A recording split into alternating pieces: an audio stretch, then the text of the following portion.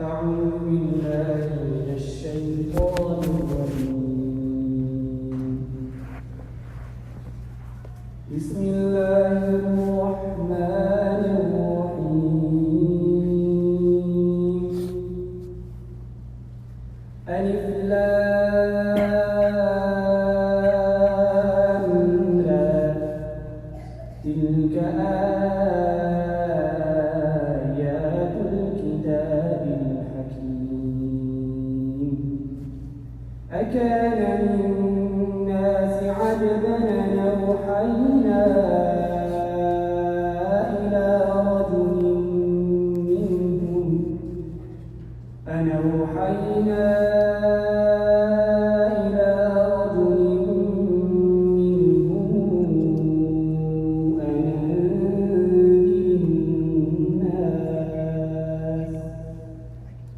وبشر الذين آمنوا أن لهم قدم صدق عند ربهم. قال الكافرون إن هذا لسحر مبين.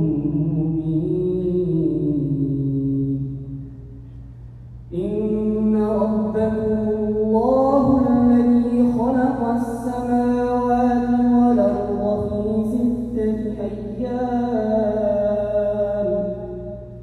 خلق السماوات والأرض في 6 أيام ثم استوى على العرش يدبر الأمر ما من شفيع إلا من بعد إذنه. ذلكم الله ربكم فاعبدوه أفلا تذكرون. إليه مرجعكم جميعا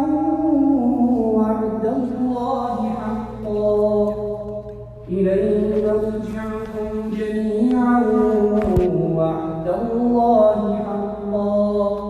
إنه يبدأ الخلق ثم يعيده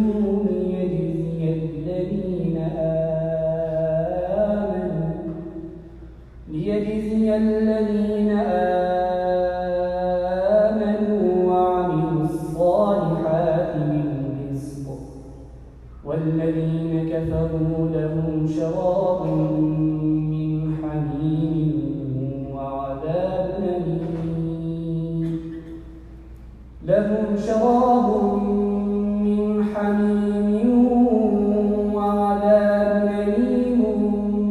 بما كانوا يكفرون.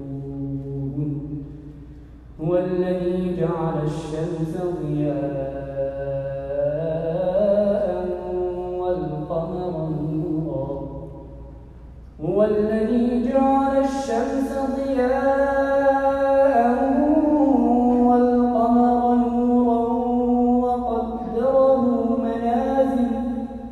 وقدره منازل لتعلموا عدد السنين والحساب. ما خلق الله ذلك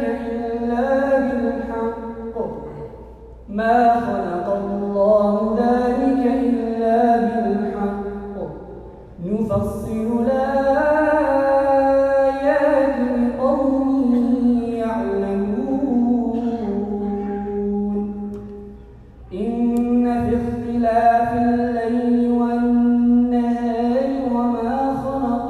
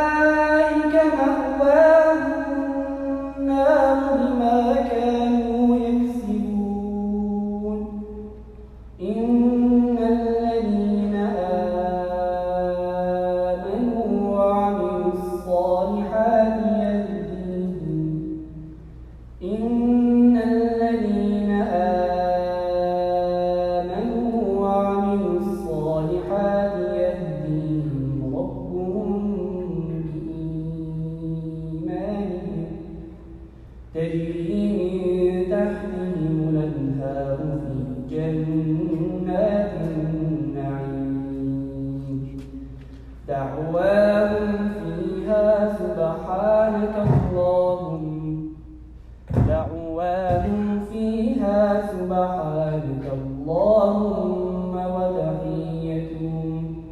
وتحيتهم فيها سلام وآخر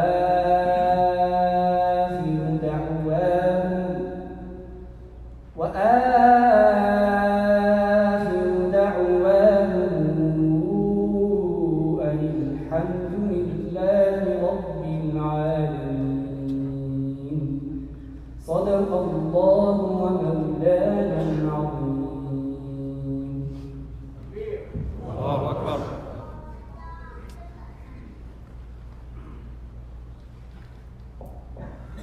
MashaAllah, may Allah subhanahu wa ta'ala accept that recitation. And Alhamdulillah, this was in the Riwayat Warsh and Nafir. Alhamdulillah, the students here at DarusSalam, among the different subjects that they study, they also study the Qiraat al-Sab'ah, the Qiraat al-Salasa, they do the Qiraat al-Ashara, the 10 modes of recitation. Narrated from Rasulullah sallallahu alayhi wa sallam through continuous chains. Alhamdulillah, and they get ijazat in those subjects, in those Qiraat. Alhamdulillah, next I call upon Mufti Alimuddin, inshallah, who will shed some light on the past and the present and the future of DarusSalam and the different programs and the brief history. There are many, mashallah, parents and family members and others who have come from near and far for the first time. They may be unaware of the different programs we offer here at DarusSalam. So he'll offer us a brief introduction to DarusSalam.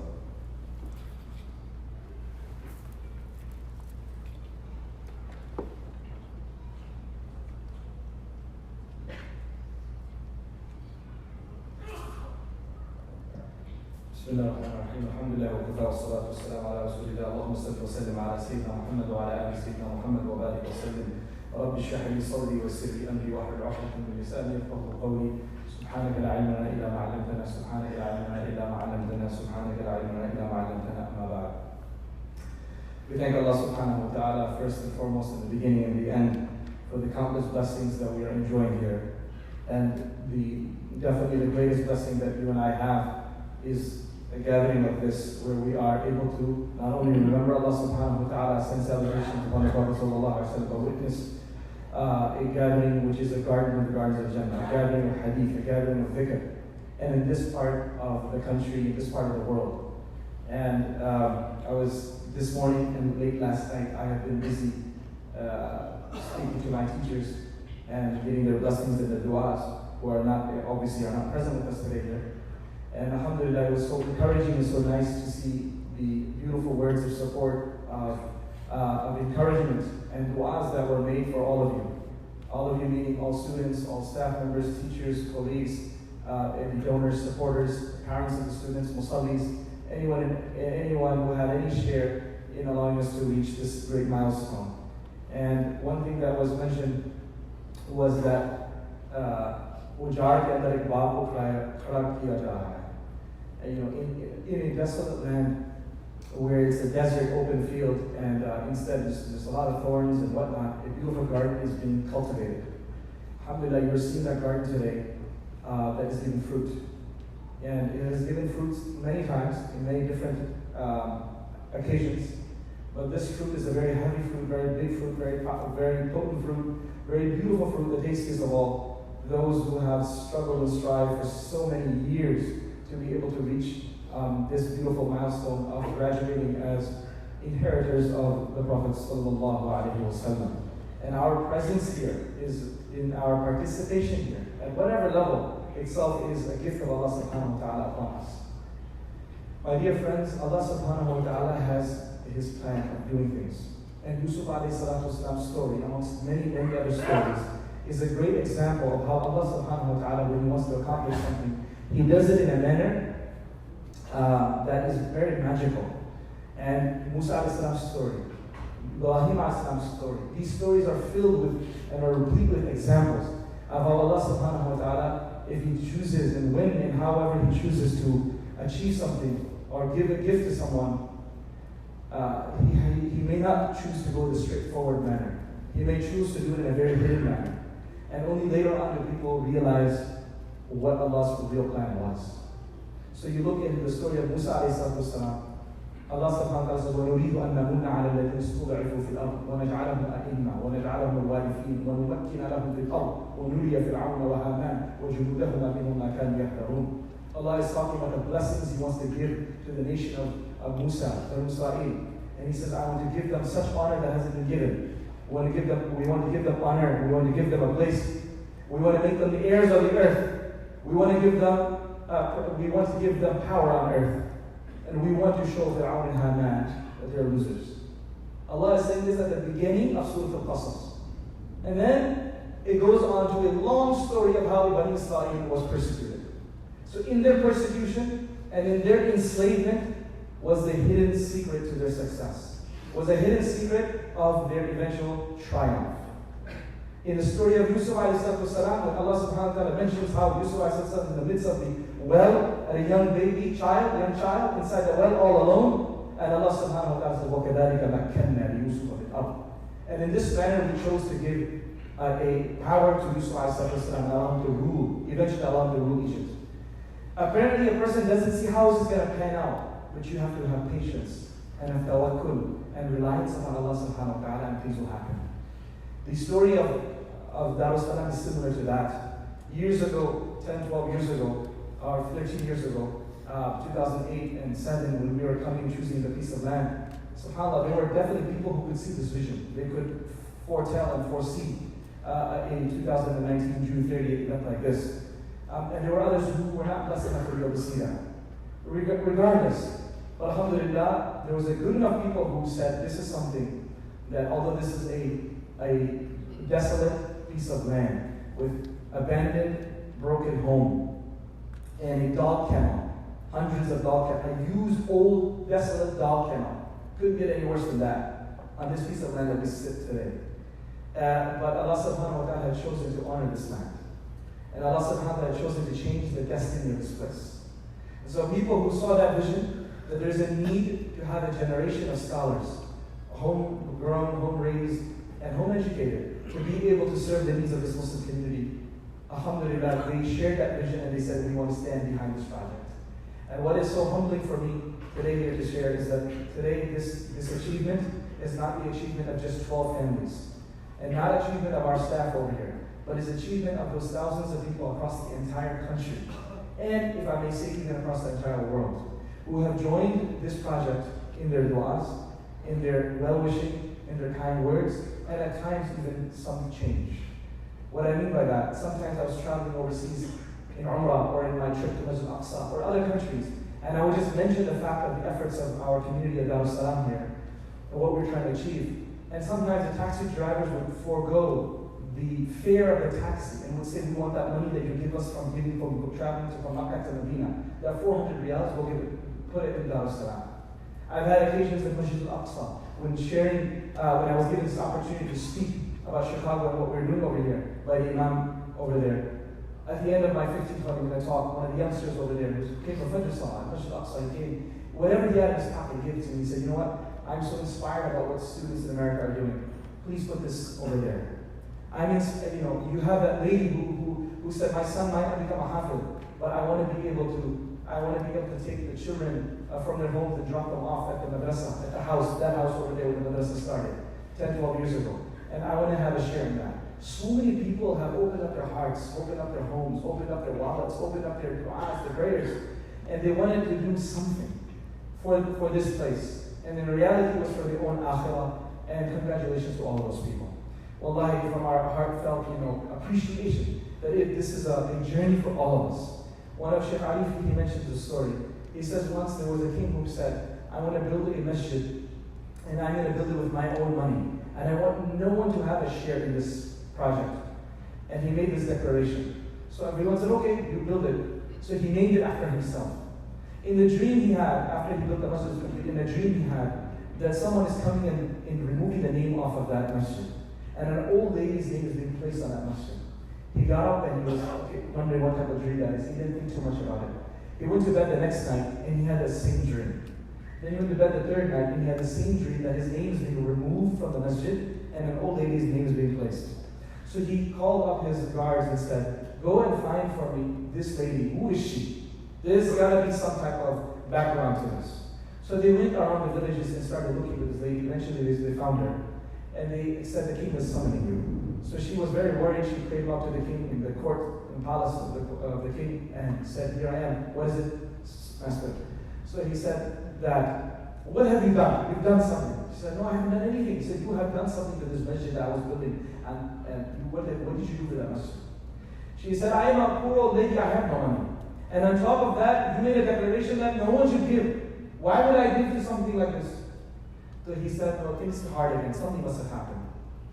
So then she said, "Yes, if you want, this is something small, insignificant I'll share with you, is that when the mosque, the masjid was being built, and there were the laborers were putting the bricks. There were donkeys that were bringing the bricks on their backs to the foundations of the masjid, and the laborers were placing them. One of those donkeys was overtired, overburdened, and was lying there on the side, about to perish, the malnutrition, no water, no food. When I passed by the workers in the building a masjid, my heart went out to that donkey. And I said, "Look, this is the donkey that's been carrying bricks for the house of Allah. And look how it's being treated." I felt bad, and all I did is I found a bucket of water that was a few feet away, and I picked up that bucket of water and brought it to the donkey so that the donkey could drink. Besides this, I've had zero interactions with anything to do with this masjid. So the king said, Allah Azza wa Jalla has shown me here that the sincerity that you had in that small action outweighs all the money that I spent and all the effort that I did. And Allah is showing me that my name has been stripped away from this masjid and your name has been placed there because in the court of Allah subhanahu wa ta'ala, you are the one who actually built it. What is it, my brothers and sisters? We learn about qubuliyya and acceptance. That it is, no matter how insignificant it may seem to you, but if it's done with ikhlas and sincerity, then inshallah, if Allah accepts it, that's all. That could be our sufficient source of najah. So alhamdulillah, this is a beautiful moment and a beautiful day in the history of DarusSalam. 7 years ago, quickly this masjid, share with you, 7 years ago this masjid opened. Wednesday, July 3rd, 2013 was the first salah here, Salatul Asr. And before that, alhamdulillah, in 2008 in November, the house of the madrasa started in the house and eventually went to the warehouse in Addison and then came over here. So within this past 10 years, alhamdulillah, what we have been able to accomplish here is some of these programs that you see on the PowerPoint. For those of you who are new to this community or visiting just today from far out of state, alhamdulillah, the annual 3-day retreat, the annual Sila conference, the 10-day I'tikaf program, monthly seminars, weekly programs, weekly salawat program, social services, and now this past December we started a new program called the Winter Intensive. So every Christmas weekend, 4 days during the Christmas holidays, we have a scholar come in. That was one of the most successful programs that we had this past year on atheism, agnosticism, and other isms that were covered, alhamdulillah. So people from across the country have been coming and benefiting from those programs. That is the masjid. And then this is the seminary. The seminary has got the multiple programs that lead one into the other. We have the 1-year program, alhamdulillah, that we've been doing for the past 7 years. This past Ramadan, or right before Ramadan, 55 students graduated. And our new batch will be taking in new students on July 21st. I just met a lawyer who is working in a law firm, and he's also, mashallah, is doing other great work. And I just met him yesterday in the East Coast, and he told me, alhamdulillah, he's coming here to attend the program. I want to share something. His boss, he says, is one of the most accomplished people, materialistically speaking, he's ever met. There's no doubt about it. Extremely wealthy, well accomplished, principal, partner in the law firm, who's Jewish, and his wife is one of the presidents of the Zionist foundations. So he said, I asked the lower level VPs if I could take a year off to come study at the seminary. Take a year off from what? From a law firm to come study. They're like, okay, we have to go find out. Imagine if our uncles that were sitting there, your son's going to ask you this question. I want you to remember this. He's going to ask. He asked his lower level VP. The VP said, I'm going to go ask the boss, the head boss. So he said, okay, no one goes to the head boss office. He went to the head boss. The head boss told his brother, called him in. And rarely anyone goes into this guy's office. So he was scared, like, what's going to happen now? He said, let me tell you my story. He said, I grew up as a secular Jew. I got married to this Zionist lady who was very religious in her faith, and she's mainly religious.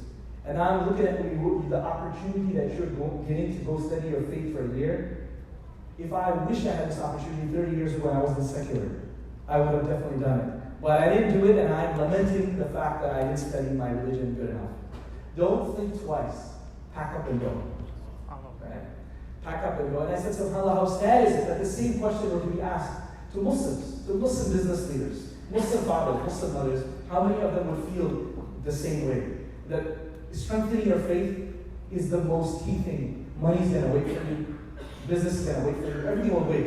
And you can go with, if you leave this world without that, you'll still be successful. But it's not worth losing our faith. So that was just something I wanted to share with you. Alhamdulillah, the Tanweer program is there. Then we have the Khatmul Institute. This is the first graduation of the Khatmul Institute. It's a 7-year lengthy program, alhamdulillah. And these 12 young men are graduating. 5 of them from the city and surrounding areas of Chicago, the suburbs, and 7 of them from 4 other different states. Then we have the Tamheed Summer Arabic program, which is going to be in its 11th year. 11th year. And we separated it. We made a 3-week Deen intensive and 3-week Arabic intensive. Alhamdulillah, this Friday, day before yesterday, marked the graduation of the 3-week Deen intensive. 113 students graduated from that program. And a whole bunch of them were from out of state, from all over the country. So this is some food for thought for our local Chicagoans, to see how people are struggling and striving, coming and staying at hotels, paying rent, flying in. Some of them came with younger children, and we cannot accept younger children here unless they're here with a chaperone. So fathers were flying in every 4 days from out of state. One lands, one takes off, one lands, one takes off, to be able to be with their kids as they study over here. So it's a food for thought for those of us who are driving distance. You know, how much are we benefiting from the programs over here? And on Monday, tomorrow, will be the 11th batch of the new batch of Summer Arabic Intensive students. Alhamdulillah, the 11th batch. So if you are here listening to me online or in person, and you wish to, your son or daughter, or yourself as a young man or woman, work with our college student wants to learn Quran and Arabic, and more than anything, you want an Islamic environment to be able to recalibrate your compass. Look no further than this program. It's just 3 weeks. Come and spend these beautiful summer days. And as our South Africans would say, make the holidays into holy days. Kind of corny, but yeah, it's true, right? Make the holidays into holy days. So this is a great way of benefiting from the program. Alhamdulillah, today over 60 Hufaz have graduated from the Tahfidh Quran program. And we're continuing to have, alhamdulillah, good enrollment of 60 to 70 students amongst the boys and the girls. And then we have the Tahfidh weekend program. For those of you who say, I can't do any of that, well then this thing, I think all of us can participate. It's a Saturday morning or Sunday morning, 3 hours. And those classes are going to start in the mid-August. Every semester we have new classes being offered. It's a full 4-year program. So there's so many different things, alhamdulillah, that are taking place here. Then we have our own high school program. Our first batch of high school students, boys, graduated before Ramadan, and amongst them right here is Maulana Saad and Maulana Sulaiman, who also did their hifz over here, did the Qira'at Sabah here, and did their high school over here. Okay, so alhamdulillah, that's amazing. Multiple graduations. Then in a couple of weeks' time, we'll have our girls' graduation. First batch of girls who are finishing up their high school. One of the important aspects of the high school program here is to remove the dichotomy between dini and dunyawi studies. Study Islamic, the physical sciences and liberal arts, and take out the secular from there and add Islamic to it.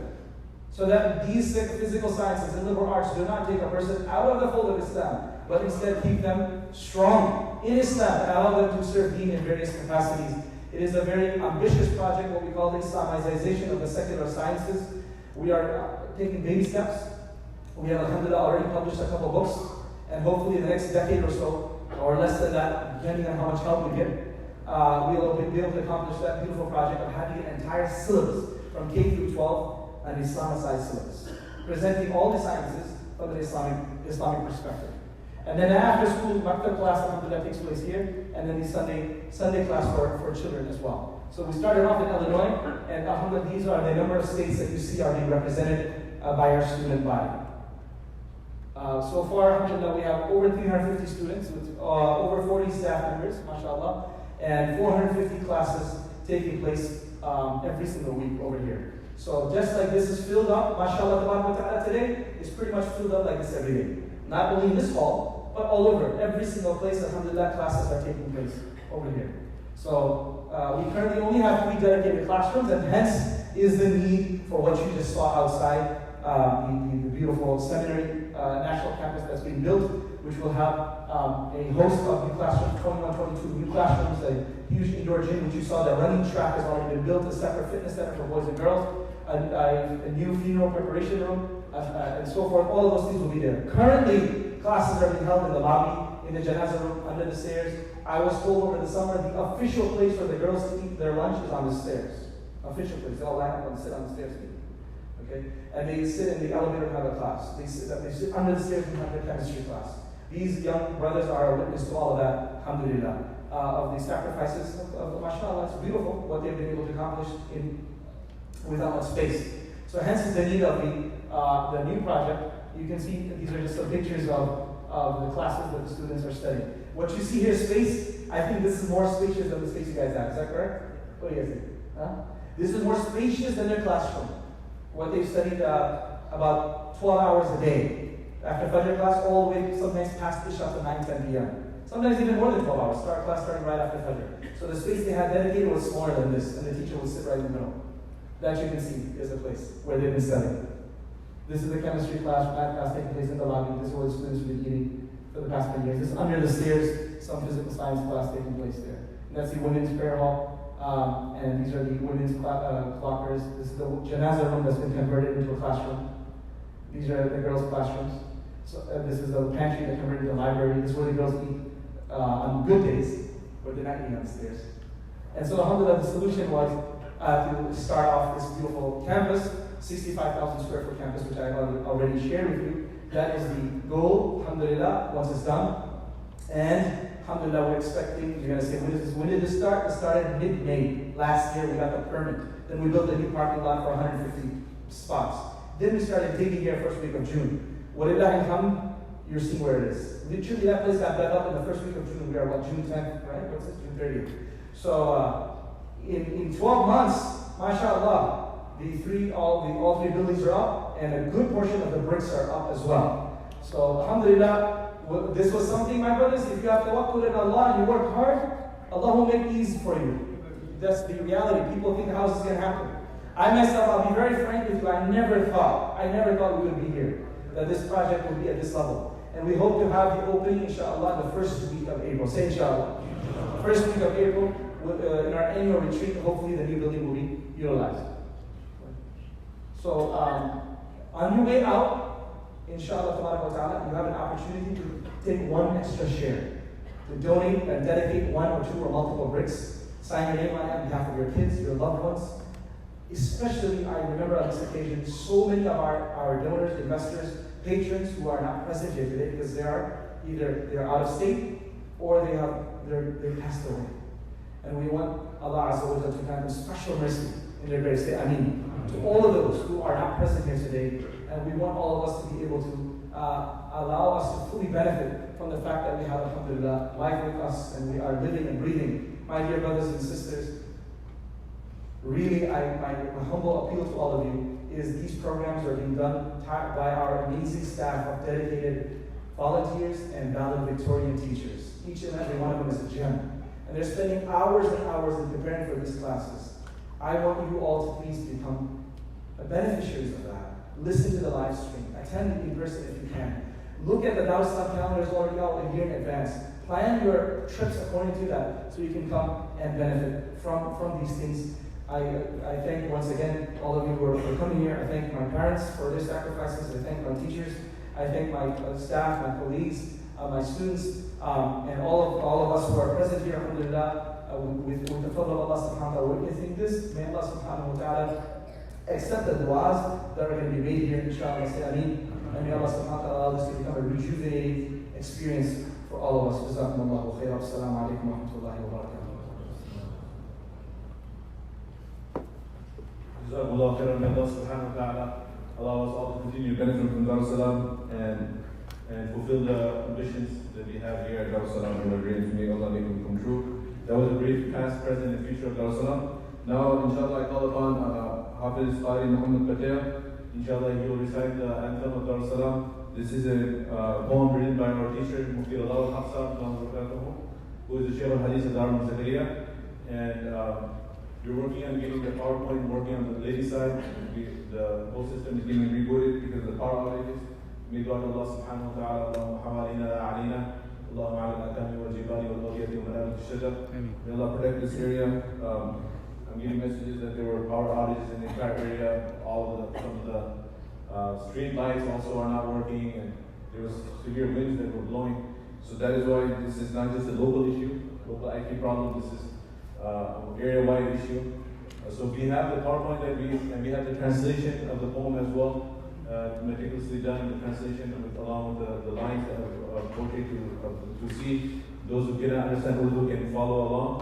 But right now it may not be displaying on the sister side. Unfortunately, that is a problem we're dealing with. We're trying to work on improving on that, fixing that. Silver Toyota Camry has to move. That announcement the guys need. Alright, we have unfortunately some cars have to be moved. There is a out of town brother who has to go back. 630HK Toyota van is blocking the car. Another car K606957. Silver Toyota Camry. Silver Toyota Camry K606957.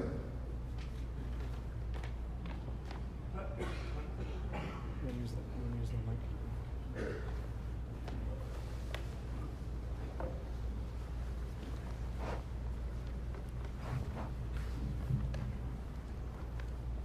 Assalamu alaikum wa rahmatullahi wa barakatuh.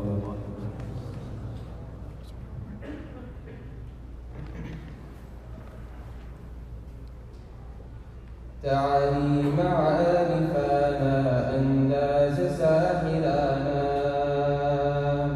تعالي معارفنا أنداز ساحلانا ये मदरसा हमारा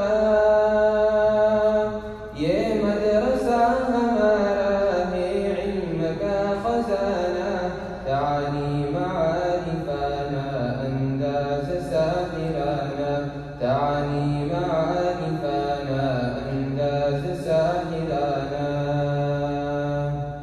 تجويد کا ترنم تحفیظ کی صدائے تجوید کا ترنم تحفیظ کی صدائے تدریس کی جوانی تفسیر کی ہوائے علم و ادب کی محفل رہتی ہے جاودانہ علم و ادب کی محفل رہتی ہے جاودانہ یہ مدرسہ ہمارا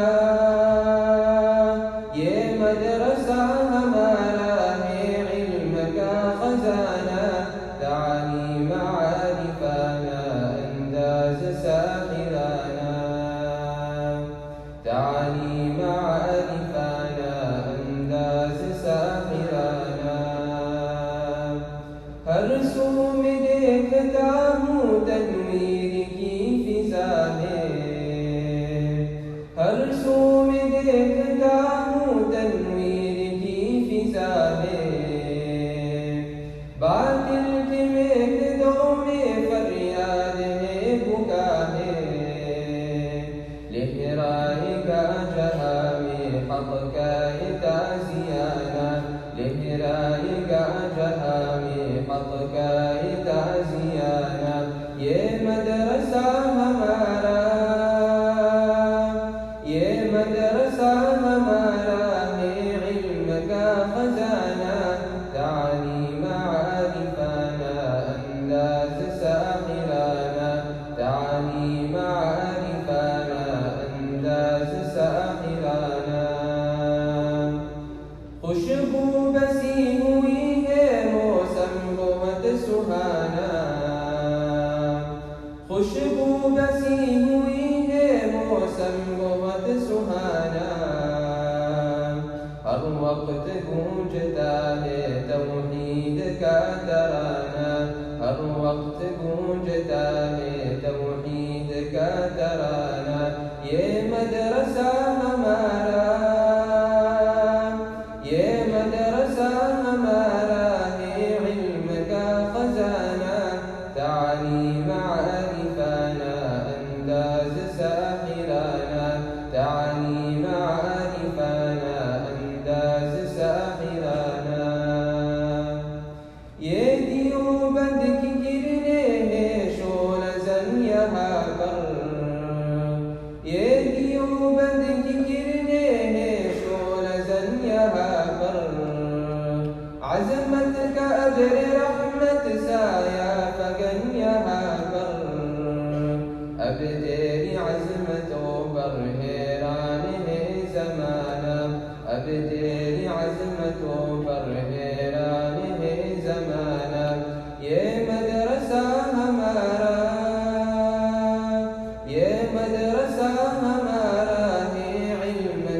خزانا تعاليم عارفانا أنداز ساحرانا تعاليم عارفانا أنداز ساحرانا إك حاتم شريعة إك حاتم طريقة إك حاتم شريعة إك حاتم طريقة قربان جاه تجبر سينه حقيقة قربان جاه تجبر سينه حقيقة ये मदरसा हमारा ये मदरसा हमारा है इल्म का खजाना तालीम आरिफाना अंदाज साहिराना तालीम आरिफाना अंदाज साहिराना सारे दिलों की धड़कन हर दर्द की दवा है सारे दिलों की धड़कन हर दर्द की दवा है दाइम रहे तो दर बीमार की शिफा है अल्लाह से दुआ है हम सब की आजिज़ाना अल्लाह से दुआ है हम सब की आजिज़ाना ये मदरसा हमारा ये मदरसा हमारा है इल्म का खजाना तालीम आरिफाना अंदाज साहिराना तालीम आरिफाना अंदाज साहिराना या तालिब العلوم रहमत को लेने आओ या तालिब العلوم रहमत को लेने आओ किस्मत बदलने आओ हिकमत को लेने आओ सुन लीजिए रजा से ये हर्फ नासिहाना सुन लीजिए रजा से ये हर्फ नासिहाना ये मदरसा हमारा ये मदरसा हमारा है इल्म का खजाना तालीम आरिफाना अंदाज साहिराना तालीम आरिफाना अंदाज साहिराना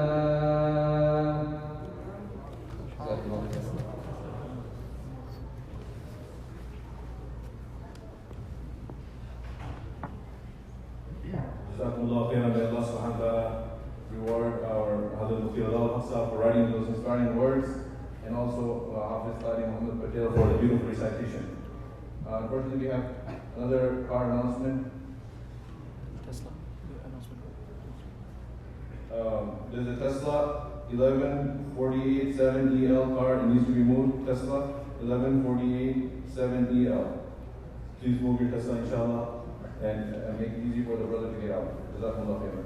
Next, we call upon Mufti Azad al-Mili, mashallah, who was one of the founding members who helped us in establishing DarusSalam, put a lot of effort into establishing the programs here. Alhamdulillah, and he is the teacher of several of the graduating students in their initial years. He laid the foundation, and alhamdulillah, now we move on to MSI, where he's director there, and also he teaches at Darul Qasim, and he's completing his degree at University of Chicago. So inshallah, he will address us with a few reflections.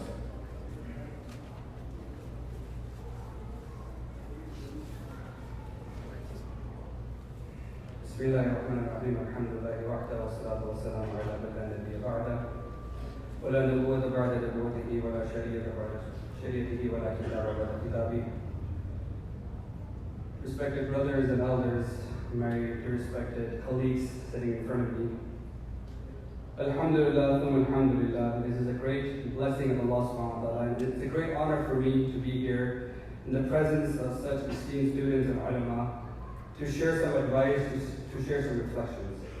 There's a hadith of the Prophet sallallahu alaihi wasallam in which the Prophet sallallahu alaihi wasallam said that man lam yashkuri nas lam yashkuri Allah.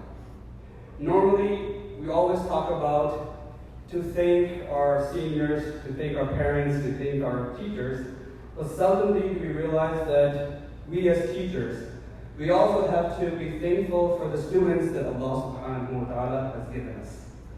That it is in fact an honor for us that Allah subhanahu wa ta'ala has allowed us to teach the deen of Allah subhanahu wa ta'ala. If it were not for the students, there would be no madrasa. If it were not for the students, we would not have the opportunity to spend our nights preparing for the lessons. If it were not for the students challenging us, pushing us to our limits, and our own understanding and our explanation, we would not have made that extra effort to make sure that we ourselves first have understood it correctly, so we could carry and we could convey the message in a proper manner. So first and foremost, I would like to thank those precious students. There are many students sitting in front of me, but alhamdulillah, it was my honor that in the beginning, the first few years, because I was only able to teach them for the first few years, that I had the honor of teaching them. And these students were some of the best students Allah subhanahu wa ta'ala has ever given me to teach. Inshallah, in the future, if I have the opportunity not to teach but work along the other students as well that I did not have the opportunity to be with, but those few 5, 6 that are here, alhamdulillah, alhamdulillah, each and every one of them were a shining star to me. And this is not to boast them and make their ego, swell up a little in front of you over here, but to be very honest. Whether it be the intellectual maturity of Saad, when he used to come to class at the age of 12 and 13 to ask questions that even adults at the age of 25 cannot even comprehend and think. Or whether it be the love and kindness and compassion of Kamran, that every day when you come to class, the way he would hug us, the way he would meet us, and show his love, that how much he appreciated just to be here, and just to be with us.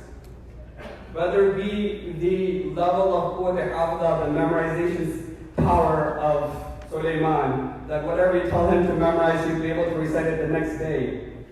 Or whether it be the quietness of Sulaiman did, that sometimes you wonder, is he really paying attention or not? But when it comes to the time of exams, you'll be able to write all the answers really clearly.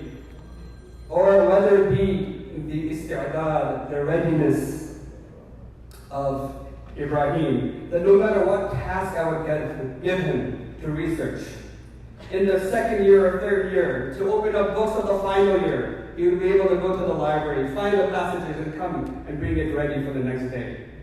Allah subhanahu wa ta'ala has granted every student some greatness, some qualities, and I'm sure the other students here as well have amazing qualities. Unfortunately for me, I did not have the chance to witness that and experience that. But one brief advice I would like to give to my fellow students and now my colleagues is that throughout this day, and I'm sure throughout the year, you probably have heard the hadith of the Prophet ﷺ, that al-ulama'u warathul anbiya, that the scholars are the inheritors of the prophets. And you also know the fiqh ruling of inheritance, that you cannot take partial inheritance. You have to take the entire inheritance, right? So when we take the inheritance of the Prophet ﷺ, it's not partial that I'm only going to take one portion of it. It is the entire life of the Prophet ﷺ, everything that he stood for. Whether it be the knowledge of the Prophet ﷺ, whether it be the spirituality of the Prophet ﷺ, whether it be the sacrifice of the Prophet ﷺ for the sake of the Ummah, or spending late nights standing before Allah subhanahu wa ta'ala, all this falls within the inheritance of the Prophet ﷺ. So to truly be the inheritance, to truly get the inheritance of the Prophet ﷺ, we have to bring the entire life, the embodiment of his lifestyle into our lives. And as students and as future ulama, as you carry on, 2 surahs I would like you to really ponder upon throughout your life. One is Surah Al-Duha, and the second is Surah Al-Inshirah. In Surah Al-Duha, Allah subhanahu wa ta'ala talks to the Prophet sallallahu alayhi wa sallam, وَالضُّحَى وَاللَّيْلِ إِذَا سَجَى مَا وَدَّعَكَ رَبُّكَ وَمَا قَلَى. There will be moments in your life where you're doing the work of deen and you have opposition against you, and you might feel like, I am alone, I have no one with you. As being the inheritance of the Prophet sallallahu alayhi wa sallam, how Allah subhanahu wa ta'ala did not leave the Prophet sallallahu alayhi wa sallam, Allah will not leave you also. When you look at Surah Inshirah, أَلَمْ نَشْرَحْ لَكَ صَدْرَكَ, the chest of the Prophet sallallahu alayhi wa sallam, opening up to all the challenges that are coming. And when you go out, trust me, challenges will come. Hardships will come. This is a day of happiness, but I'd like to bring some sadness into your life as well. that when you finish from here, it's a tough life. To be a scholar of Islam, to do the work of deen, is not just roses and cakes. There will be challenging times. أَلَمْ نَشْرَحْ لَكَ صَدْرَكَ وَوَضَعْنَا عَنْكَ وِزْرَكَ. How Allah subhanahu wa ta'ala lifted that pressure off of the Prophet sallallahu alaihi wasallam. Allah will also lift the pressure off of you as well. When you feel no one is there to support you, the world is against you, you find the fitnas of Dajjal coming, and you feel like you're the only one speaking the truth, and when you speak the truth, everyone goes against you. You're not allowed to speak the truth, because if you speak the truth, society, mankind, everyone thinks you are the one that's causing the fitna, not the fitna itself. At that time, your heart will be tight, but Allah subhanahu wa ta'ala will open your hearts. Let go, Allah subhanahu wa ta'ala will relieve the pressure. And the inna ma'al usri yusra, inna ma'al usri yusra. Difficulties will come, but being the inheritors of the Prophet sallallahu alaihi wasallam, how Allah subhanahu wa ta'ala told the Prophet sallallahu alaihi wasallam, inna ma'al usri yusra, that every difficulty there is ease. There is ease between one, there are two eases between one difficulty. Same with you, ease will come. Ease will come with you as well. But you have to be patient. You have to have sabr. And then at the end, فَإِذَا فَرَغْتَ فَانْصَبْ. When you're working, at the end of the day, you're tired. فَإِذَا فَرَغْتَ.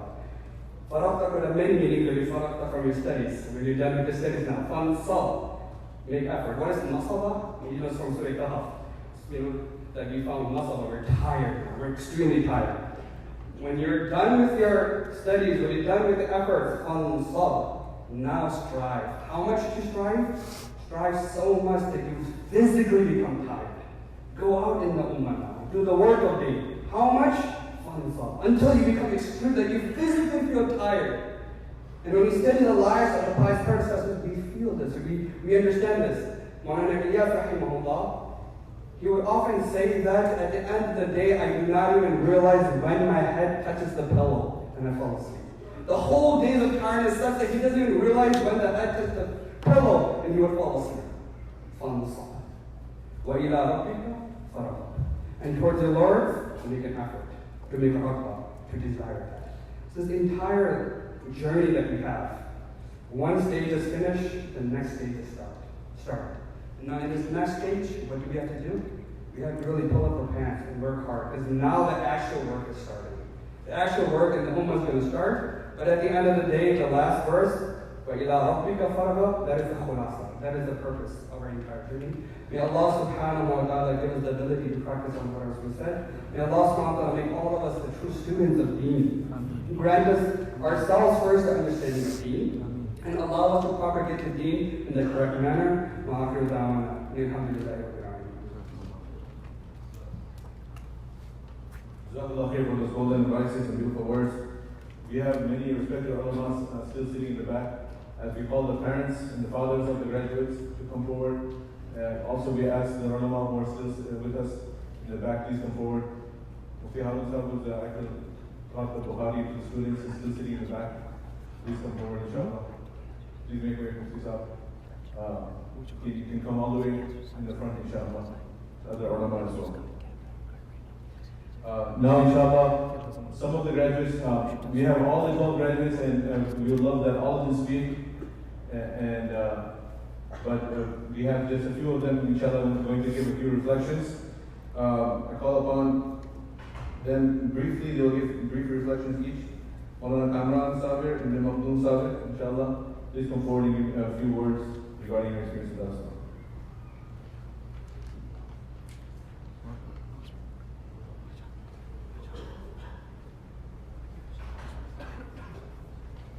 Again, this is really embarrassing, but unfortunately we have, again, the car situation.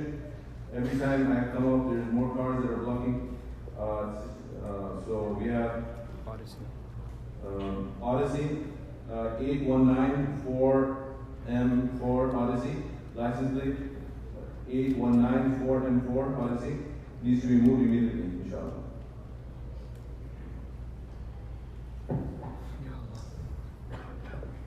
بسم الله الرحمن الرحيم الحمد لله رب العالمين والصلاة والسلام على أشرف الأنبياء والمرسلين نبينا وحبيبنا ومولانا محمد وعلى آله وصحبه أجمعين. بسم الله. As I stand here today, on this most blessed and momentous occasion, I would like to begin by thanking Allah subhanahu wa ta'ala, thanking Him for this great blessing that He has conferred upon me, despite me not deserving this. A few weeks ago, I was sitting with my mother, and she just suddenly asked me that, what made you choose this path in life? What made you want to study the deen? To which I, in all honesty, replied that, oh mother, I did not choose. Rather, I genuinely feel that Allah subhanahu wa ta'ala had chosen me. You see, throughout my years here at DarusSalam, I have witnessed so many students come and go, many of whom who are more desirous of studying the deen and more intelligent than myself, but they were not able to study. And this made me realize that this is truly the doing of Allah subhanahu wa ta'ala. And I do not say this out of humility. You know, many of my brothers and my cousins that are sitting there in the crowd, and they can testify to how much of a troublemaker I used to be before my days at DarusSalam. You know, all these stitches on my face, they can give you a glimpse of that. And I would not like to go into the details, inshallah. The purpose here is that Allah subhanahu wa ta'ala has been so kind to me. Allah subhanahu wa ta'ala has been, and He continues to be, extremely merciful to me and generous to me. And for that, I would just like to say, Alhamdulillah. Alhamdulillah ala hadhihi ni'mah wa kafathiha ni'mah. It is Allah subhanahu wa ta'ala, out of His infinite wisdom, who has allowed us to be part of this Mubarak gathering, wherein we will conclude with one of the most legendary collections of ahadith of the Prophet sallallahu alaihi wasallam. It is from the perfect and universal teachings of the Prophet sallallahu alaihi wasallam, who said, "Man lam yashkur nas, lam yashkur Allah." That the one who has not thanked the people, he has not thanked Allah subhanahu wa ta'ala. And so, after thanking Allah subhanahu wa ta'ala, I would like to take this moment to thank my parents, my mother and my father. My parents, who displayed utmost patience, love, and support for me throughout these years. After my initial year at DarusSalam, I remember I sat with them and I expressed my desire to continue studying. And just like any other parent, I could tell that they were concerned. They were concerned for the future of their child. They were fearful of the unknown. But despite this, despite their concerns and their fears, out of their infinite love and their mercy, not only did they allow me to continue studying, but they wholeheartedly supported me all these years. I never had to worry about food, about transportation, clothing, or any of that, because Allah subhanahu wa ta'ala has blessed me with these amazing parents. And I want them to know that I am extremely grateful to them for giving me this opportunity to study the religion, and that I would never in a million years trade this for anything else, whether that be wealth or honor or status. What I have gained here at DarusSalam, the things that I have learned and the memories that I have made, they are more dear and precious to me than anything else, alhamdulillah. And for that, I am forever indebted to my parents. Allah subhanahu wa ta'ala says in the Quran, وَاخْفِضْ لَهُمَا جَنَاحَ الذُّلِّ مِنَ الرَّحْمَةِ وَقُلْ رَبِّ ارْحَمْهُمَا كَمَا رَبَّيَانِي صَغِيرًا. Allah subhanahu wa ta'ala tells us to lower our wings and out of mercy for our parents, and serve our parents, do good to our parents. And then in the very next ayah, Allah subhanahu wa ta'ala says, وَقُلْ رَبِّ ارْحَمْهُمَا كَمَا رَبَّيَانِي صَغِيرًا.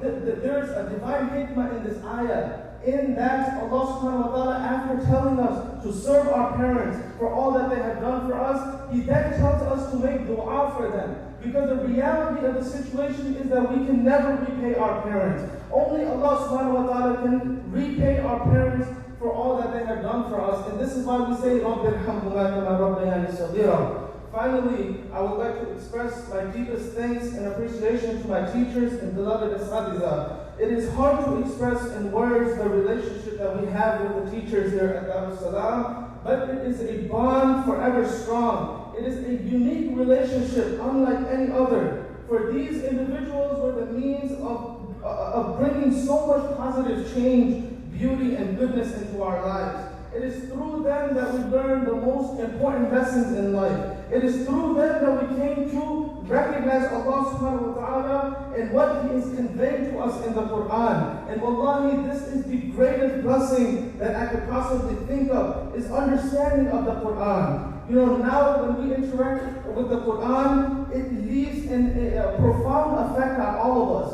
Its meanings are so deep, they are so powerful. Its language is so precise and so amazing. And its recitation is so, it's soothing. It is so, it is so amazing, it's even hard to express in words. And so, the Quran, our teachers are the means of us being connected to the Quran. And the Quran, it is the most beautiful and melodious thing. It provides us with answers of all of life's questions. It holds us together in the most difficult of times, and it brings with it a sense of peace and tranquility which is unparalleled. If it was not for my asatidha, I might have never been exposed to this amazing, most marvelous Quran. And it is for this reason that Ali radiallahu anhu, he used to say that I am a slave to the individual who has taught me even one letter of the Quran. I am a slave to that individual who has taught me even one letter of the Quran. So where are our teachers who have taught us so much about the Quran, so much about the life of the Prophet sallallahu alaihi wasallam? Not only were they the most intelligent and excellent of teachers, but more importantly, they were people of impeccable character and invaluable qualities. We learned more from our teachers' silence than we learned from their words. Wallahi, ask the students here, we learned more from their silence than we had learned from their words. And it wasn't like the teachers here, they would just bring a book and teach us about the Prophet ﷺ and say, here, read about the Prophet of Allah. But rather, they exemplified his noble qualities in our everyday interactions with them. From Shaykh Ali's consistency and istiqamah in everything he did, Mufti Minhaj's deep wisdom and farsightedness, Mawlana Yusuf's immense knowledge and cheerful character, Mufti Azaz's amazing teaching skills and friendliness, Shaykh Yaqub's peaceful demeanor and encyclopedic reference ability, to Mawlana Muhyi's Waqar and Ghaira, Mawlana Salman's balanced approach and extreme kindness, Mawlana Ihtiram's soft-heartedness and purity, Mufti Harun's sincerity and immense sacrifices, to Mufti Azimuddin's unwavering faith and selfless love and care for every single student. All of these teachers here at DarusSalam, they shine with prophetic qualities. And it is through them we came to recognize our Creator. And it is through them that we came to know who our beloved Prophet Muhammad ﷺ was. Their teachings will remain with us our entire lives. Their names always present in our du'as. Their beautiful radiant faces forever engraved upon our hearts. عليكم سلام الله إني راحل وعيناي من خوف التفرق تدمع فإن نحن عشنا فهو يجمع بيننا وإن نحن متنا فالقيامة تجمع جزاكم الله خير والسلام عليكم ورحمة الله وبركاته. تكبير. الله أكبر. MashaAllah. Alhamdulillah. All of the students have this unique quality of thanking the teachers, but Mawlana Kamran, it's not only here at the graduation speech that he prepared this thank you note, but rather over the past 7 years, several occasions, many times, whenever we would have any event and we would have any program, or any special occurrence would happen, then he would take out time to write a long, detailed text message of thank you and give words of thanks. May Allah subhanahu wa ta'ala reward him and make us worthy of what he expects us to be. On behalf of the other students, just to avoid the repetition, he thanked the teachers on behalf of all of his graduating students. All of them would like to come up and thank the teachers once again, but then it would be repetition. So that's why the remaining speeches of the students will not necessarily include those words. But he spoke on behalf of all of his classmates. Again, unfortunately, we have some announcements. There's a Kia BD 72578, Kia BD 72578, another Mitsubishi AH 14382, Mitsubishi AH 14382. These are blocking. Please remove them, inshallah. We can go on and talk about each of these students, mashallah, how beautiful they are. But I want to keep the program moving fast. So we have Mawlana Yasir Hayat Khan, Ibn Kamal Khan. Inshallah, he will be speaking next. This is from the graduating class. We have, as I said, a series of students that will be giving their reflections, mashallah. Let it speak for himself, inshallah. السلام عليكم ورحمة الله وبركاته. بسم الله الرحمن الرحيم والصلاة والسلام على سيد الأنبياء نبينا محمد وعلى آله وصحبه أجمعين. Alhamdulillah, it's a blessing of Allah subhanahu wa ta'ala who's allowing us to be part of such a beautiful and joyous event. It's overwhelming and it's amazing to see such appreciation for scholarship, for the ilm of this deen. And this is something that we will only appreciate and we will only realize the value of this when we start thinking about what will happen to us after we pass away. What will happen to us when we are about to pass away or we've already passed away. I remember when I was a small child, I was 7 years old. I was sitting next to my grandfather, rahimahullah. He just prayed his salah and he was finishing his dhikr.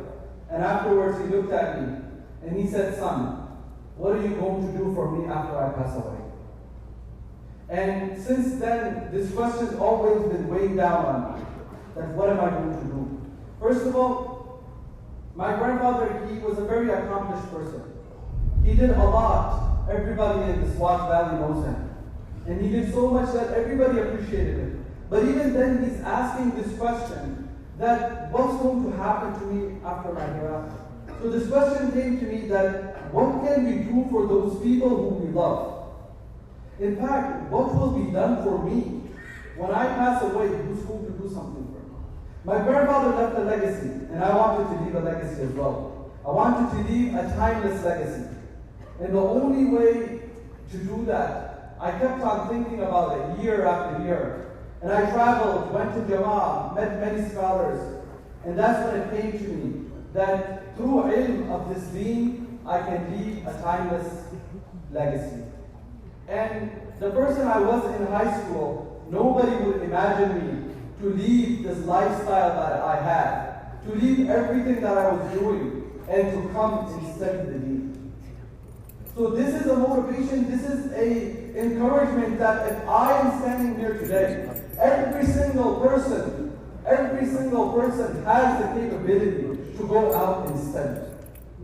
Studying, taking the path of ilm, Allah subhanahu wa ta'ala will make the path of Jannah easy for you. This is not something small. Jannah is something that all of us are working towards.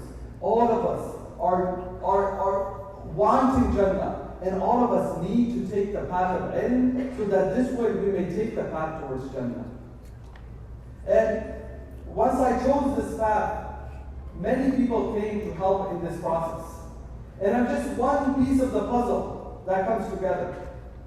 One piece of the puzzle. So many people, as Mufti Azikuddin, he explained how many people and how much help came together to establish this institution. Likewise, for every single student, every single one of my classmates, a whole group of people, a whole group of support, it came together for them to become who they are today. And alhamdulillah, I just want to thank all of those people and appreciate them. First of all, my beloved mother, my beloved father. And I want to thank all of my beloved teachers, all of the Ansar here, the teachers here in Indiana and Ohio, all of our teachers. And just the last thing I want on behalf of our whole class to ask for repentance, ask for forgiveness from every single thing that we've done. We may have disrespected, we may have not fulfilled your rights. I want to ask for apology, and on behalf of the whole class, I want to request that please make dua for us. We've only learned to become students of knowledge. We have, as Mufti Azad mentioned, we have a long way ahead of us. And the struggles are real. The struggles are just beginning. And we want to try to please Allah subhanahu wa ta'ala, to serve this deen. But all of that will only be possible with your du'as. So I request that, Jazakullahu Khairun, wa akhir da'wana, and alhamdulillahi rabbil alameen. Jazakullahu Khairun, mashallah. People are still tuning in, and everyone is here for the Khatmul Bukhari. They want to participate in the dua. And 95% of the people, they want to stay till the end of the program. So therefore, there is excessive double parking taking place outside. And some people are very agitated. They give me a list of 15 cars to move. So honestly, at this point, we have to make a judgment here. It's not possible for us to do that. We really apologize for that. If someone has an extreme emergency, we can Even the volunteers are willing to offer their personal cars, their cars are blocked. So please have patience. Inshallah, if you really need to go, then we can arrange for Uber or taxi for the brothers on the masjid, or we can take care of that to help you to leave, inshallah. May Allah subhanahu wa ta'ala. بسم الله والصلاة والسلام على رسول الله أما بعد ورد من حديث الشريف أشد الناس بلاء الأنبياء ثم الأمثل فالأمثل وفي حديث آخر وإن العلماء ورثة الأنبياء وكما قال عليه الصلاة والسلام. Respected ulama, respected elders, brothers and sisters, before I started my journey of seeking ilm, I was told by a friend who is also a student of knowledge, because you will be interacting more closely with ulama, you will notice our faults. Know that they're human and respect them despite any shortcomings they may have. Alhamdulillah, I thank Allah I heard that advice because I benefited immensely from this advice. Instead of decreasing my respect for ulama throughout this process only increased. You know, there are many reasons for this, but I wanted to briefly highlight only one, which is the sacrifice and the trials that every single one of them went through and they still go through. And this was touched upon by Mufti Arzaz as well. But I would like to emphasize this point more. In the first hadith I mentioned, Ashadu Nasi Bala, and the Prophet ﷺ informed us that the people who had the most severe trials were whom? The Prophets, ﷺ, and then those who are next in rank. So it is only natural that the scholars and those seeking to attain knowledge, who are the inheritors of the Prophets, as mentioned in the second hadith, they will be tested to a greater degree than the normal people. The ayah in Surah Ankabut attests to this. Allah subhanahu wa ta'ala says, أَحَسِبَ النَّاسُ أَن يُتْرَكُوا أَن يَقُولُوا آمَنَّا وَهُمْ لَا يُفْتَنُونَ وَلَقَدْ فَتَنَّا الَّذِينَ مِنْ قَبْلِهِمْ فَلَيَعْلَمَنَّ اللَّهُ الَّذِينَ صَدَقُوا وَلَيَعْلَمَنَّ الْكَاذِبِينَ. Do the people think that they will be left to say, we believe, we have iman, yet they will not be tested?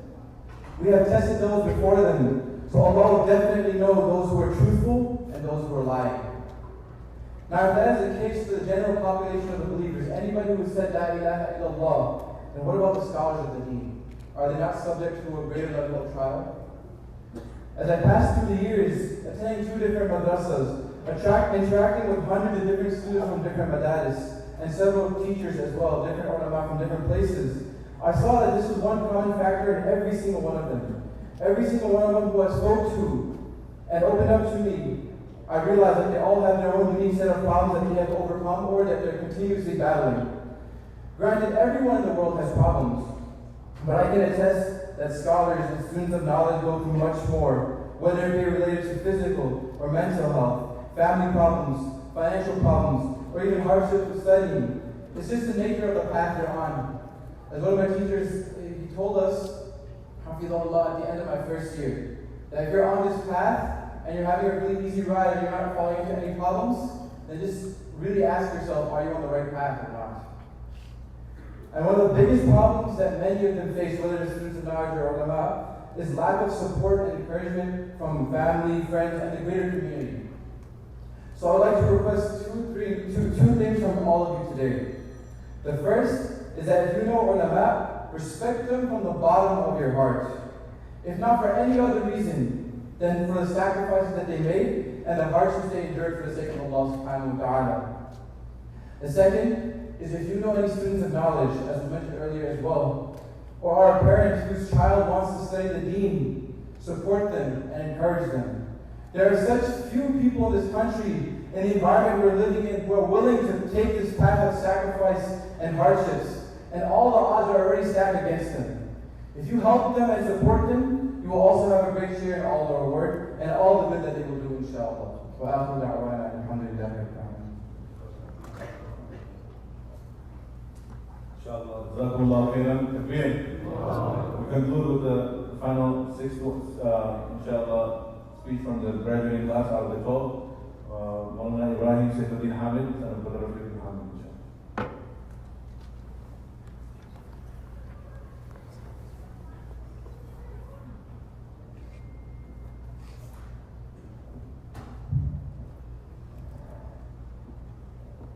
بسم الله الرحمن الرحيم. الحمد لله رب العالمين، وافضل الصلاه والتسليم على سيدنا محمد وعلى اله وصحبه اجمعين. اللهم اغفرنا من ظلمات الوهم واكرمنا من البحر وافتح علينا بمعرفه العلم وسهل الأخلاق واجعلنا ممن يستمعون القول فيتبعون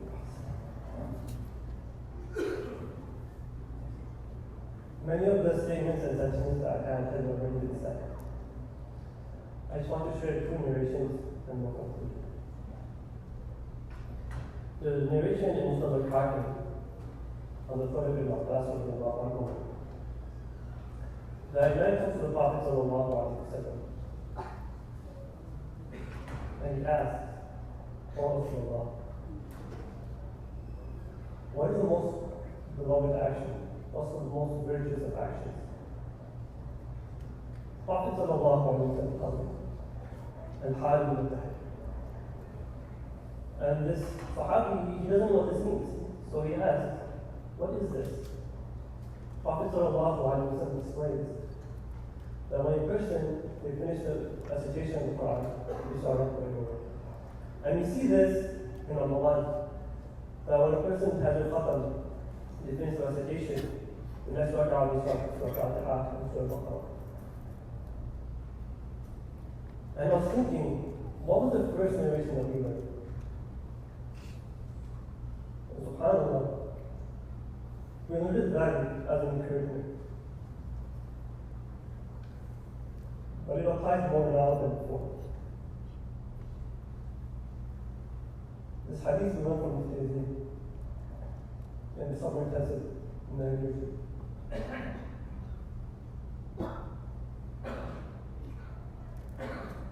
Prophet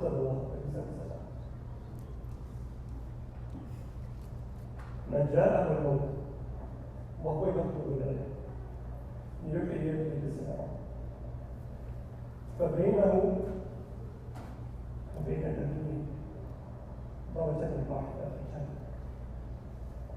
That a person who passes away in the condition that they're studying knowledge to revive Islam, that you can be done and the prophets is one level in paradise, meaning the highest level we can attain.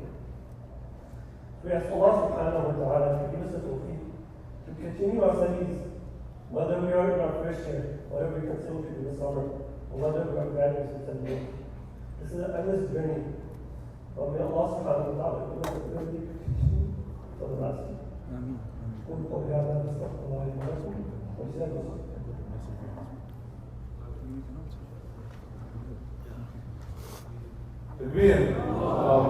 Alhamdulillah, we would love to hear from all of us, but due to the shortage of time, we selected 6 students, inshallah. They represent the remaining 6. May Allah subhanahu wa ta'ala accept all of our beloved graduates.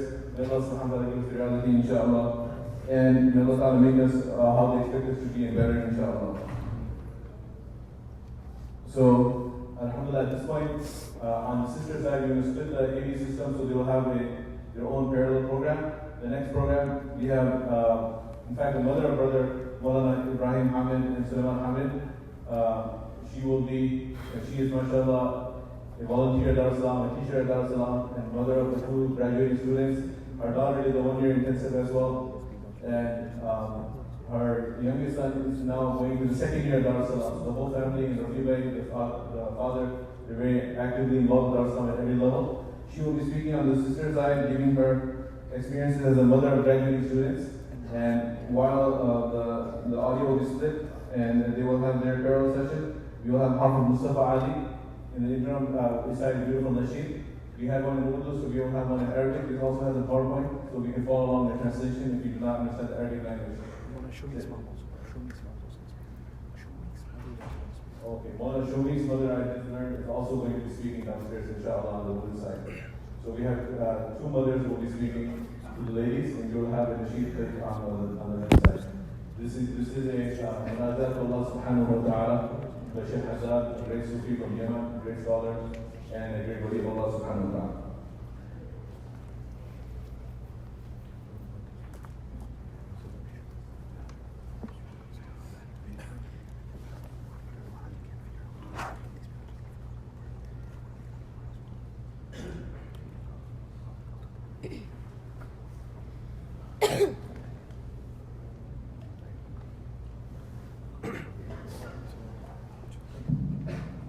السلام عليكم ورحمة الله وبركاته.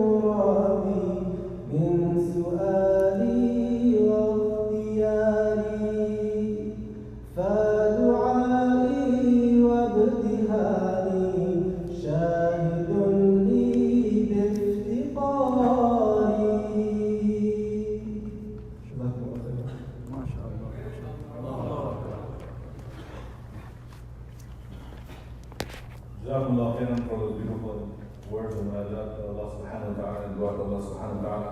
May Allah subhanahu wa ta'ala give us a khususi wilayah and ta'alluq with Allah. And may Allah subhanahu wa ta'ala accept our du'as. Inshallah, the final speech before the actual Bukhari Khatam with the help of the we have all of the 12 parents would love to speak after sharing and give their reflections.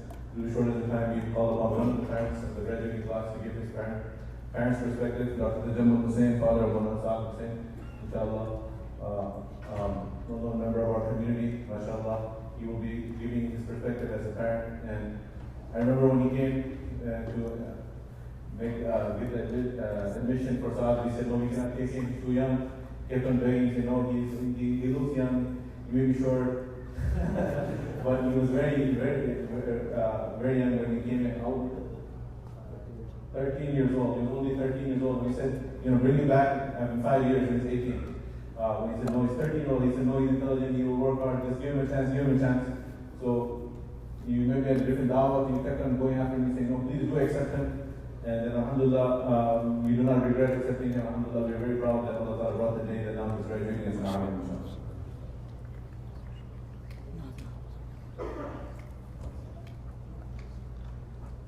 Assalamu alaikum wa rahmatullahi wa barakatuh. Alhamdulillah wa salli ala rasulillah.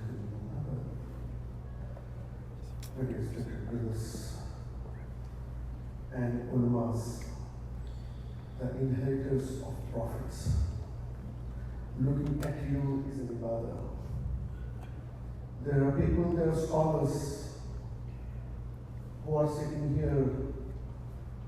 They are much higher level than me in all aspects, their knowledge, their sacrifices.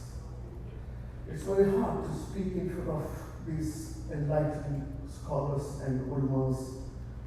I'm a very little person. I don't qualify to stand in front of these enlightened people. But I'm thankful to DarusSalam in giving me this opportunity. My association with DarusSalam, before DarusSalam, with this family of Dr. Musbahuddin, is very long. The journey started in 1981 when Dr. Saab came to my house and knocked my door and woke me up from the darkness and took me in Jamaat. And alhamdulillah, I'm standing on in front of you, so our association is very, very long. I saw this family's sacrifices. I cannot imagine how the whole family, Dr. Saab and his kids, did for this deen in this part of the world is something which everybody here knows and understands. I was with Dr. Saab in Jamaat, and with Dr. Mufti I was 12 years old. I know how this family, everybody wanted their kids to become doctors and engineers, and this Dr. Saab made the Muftis. Everybody wanted their daughters to marry the doctors, and Dr. Saab gave his daughter to a Mufti. So there's a great deal of sacrifices this family has done to get this garden of ulamas coming out from here. And thankful to Allah subhanahu wa ta'ala and pray for this family to give us the confidence, the ikhlas, and to continue their journey for a long, long time. And Allah subhanahu wa ta'ala give the life and sihat to Dr. Saab to continue his effort, his sacrifice on in front of me. I have seen and I appreciate and I thank and pray to Allah subhanahu wa ta'ala to protect this family, this DarusSalam, this seminary, this organization, to the day of judgment, and then the history of Islam and the production of deen will return in this part of the world, in America. These families will return in the golden words how they sacrifice their money. I was with Dr. Saab in Jamaica, in Jamaat, and he collected those small bottles and returned back so that he get the money, and how he sacrificed himself and every penny of his hard work he put in this organization. Allah knows it. So first of all, I'm really thankful because I know the sacrifices of this family very well, and it is all witnessed by me, and I'm grateful to them and the whole family, and Allah protect them from evil eye and protect them and continue. I want them to continue their journey of jihad, and everybody and more and more people and more kids and more generation will get the enlightenment and deen and protect the deen and become the cause of protection of Islam in this part of the world. Jazakullahu Khairun. So in respect to this, I just start with Saad. Saad, I don't want to take any credit. I give the credit to him, his teachers, his mother. She is the one who sacrificed and what? I pray to Allah subhanahu wa ta'ala, I ask that my sins, my ego, my bad deeds was not a hurdle to him at this point. That's the only thing I have. That's all that work. It's from him, his teachers. They played a very great role in making him a scholar. All those teachers are thankful to them, I appreciate them. I only ask Allah subhanahu wa ta'ala what I can do. I'm in mahmoud, I have nothing to offer. But only my du'as from the heart of my heart to all the teachers who helped them in making him to coming to this point. It's a great struggle, it's a long journey. There's a lot of turns and ups and downs to come to this point, but his teachers took the brunt of it. And they made him come to this point. and really respect them and make dua and ask Allah to give them the jaza at this dunya and akhirah. All his teachers, all the fellow students, especially I see how Sulaiman and Ibrahim and all the students have given a very good company, because the company outside this madrasa is not that good at everybody understand. So we respected brothers, the another person who really want to thankful the embodiment of Ikhlas, Dr. Rafi, I really thank to him for making him putting the selfless effort on the kids to become the graduate at the same time. Getting the becoming alim and high school graduate at the same time is not easy, and it is very selfless for Dr. Rafi. I thank him from the bottom of my heart and pray for him that Allah give him the jaza and the reward in this dunya and akhirah. So we respect brothers, I have very little time, but I'm not a scholar. I'm nothing. I'm a sinner. I'm a little man. To address you enlightened people is not my position. But from the bottom of my heart, I have one advice to the going, the budding scholars, the future of life in this part of the world. Media scholars, my young buddy, you are the future of this country. Allah subhanahu wa ta'ala has selected you all for the great purpose. We are in the storm today of Iqdal. We don't understand. I'm telling, I have a pain in my heart when I talk about this aspect. Just little aspect. If you think it is worth it, just take it. We are in the middle of a storm, my dear brothers and scholars. The people are living in Islam. There are thousands of kids. You're in the madrasa. You do not know the outside world. There are very numerous stories when people are living Islam, and a lot of responsibility lie on your shoulder for the future of this country and future of Islam in this part of the world. There's one ayat of Quran what I learned from my sheikh. Actually, I'm prohibited to speak on the public platform from my sheikh, and that prohibition came before I accepted this, so I would have been speaking otherwise, because it says it's not good for your ego. So we respect this. The one thing that responds to لَقَدْ جَاءَكُم مِّنَ اللَّهِ نُورٌ وَكِتَابٌ مُبِينٌ. Then Allah subhanahu wa ta'ala has said two things, the kitab mubin and nur. The nur of Allah subhanahu wa ta'ala, the kitab you learn it, but the nur you get from person to person, you get transferred the light of this hidayah, the light which Allah gets inside in your heart. That light you refine the shaykh into somebody who can do the tarbiyah, which is very important. And Allah subhanahu wa ta'ala will not come into that heart which has the hubb dunya. Allah subhanahu wa ta'ala will not come to the heart which has a minutest amount of kibr. Allah subhanahu wa ta'ala will not come to the heart which has a hubb jah. Allah subhanahu wa ta'ala will not come which has any amount of lack of humility. So we respect this. To develop these qualities of humility is very important. Today, the Ummah is divided. The Ummah, the biggest organization, I'm telling from the bottom of my heart what's going on. When Sahaba radiallahu ta'ala ajmain, even at a time of Qital, they used to pray for the hidayah of those people they are fighting for it. And today we are standing against each other, because this is the lack of humility. Prophet sallallahu alaihi wasallam bowed down at the Fatih Makkah. He bowed down and touched the camel. He was such a humble man. So this humility we have to develop. Otherwise, my dear speakers, now I am having sleepless night about Saad, because I don't want him to become, I pray to Allah subhanahu wa ta'ala, I don't want him to become the source of fitna in the down, because I hope his ego, his lack of humility, anything, those kind of qualities which hampers him, he will not be source of spreading the light, he will be the source of spreading the darkness. I don't want that. I'm very fearful. Now my sleepless night is starting, my du'as are starting. Till now my sleepless night, but he understands, he knows how bejan I am, how worried I am, because I want him to not become the source of fitna or the division of the ummah, division of the thing. Many expected to us. So this is the last advice. If you don't answer, I'm a sinner, I don't have knowledge, and I don't understand a thing. But because what's going on in the world, there is a chaos. If the law is going on, people are living Islam. For that sake, I'm giving you this little advice.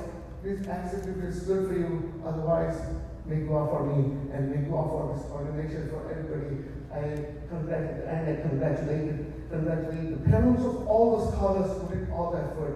I congratulate DarusSalam. I congratulate everybody who has contributed, the volunteers, all the teachers, those who have helped. May Allah give them desire fair. May Allah subhanahu wa ta'ala reward them immensely. Everybody who contributed anything to raise this talent, to raise DarusSalam to this point, Jazakullahu Khairun. Wa akhiru da'wana alhamdulillahi rabbil alamin. Alhamdulillah. May Allah subhanahu wa ta'ala accept our Jazakumullah and all his fears, may Allah put him to rest. May Allah protect all the graduating ulama and all of us from kibr and arrogance. Make us all humble students of knowledge. And Allahumma ja'alna khayran mimma yadhunnun wa khir lana ma la ya'lamun wa la tu'akhidhna bima yaqulun. May Allah make his personal done regarding us in actuality and make us better than what he expects. And may Allah forgive all the sins of ours that he has no knowledge of. Now I call upon Hazrat Mufti Harun Firdausi Sahab, among the teachers of Sahih Bukhari here, to conclude the final verse of Sahih Bukhari, inshallah. We have a few. The red card has not been moved yet. Okay, yeah. And while he's coming up, inshallah.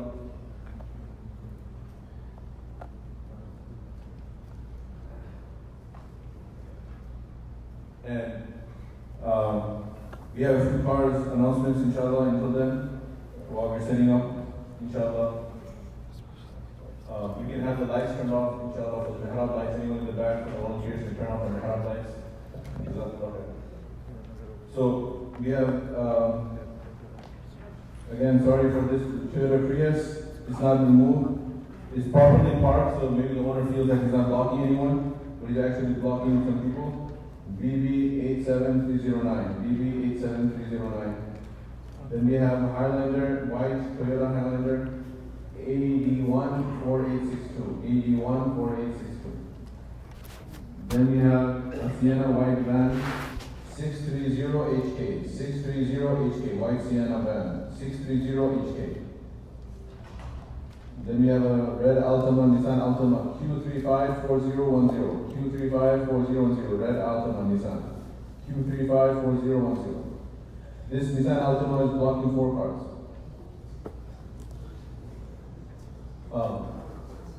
We have offered reimburse for Uber for anyone who needs to go. Brothers are refusing to take Uber. May Allah guide all of us. Highlander, AD14862. So the people came here for the Khatam. This is the Khatam now. So after the Khatam, everyone is definitely requested immediately, inshallah, move their cars if they're blocking. All the double parking should be removed after the end of the program, as soon as the program ends, inshallah, if you have double park. But these specific cars are requested.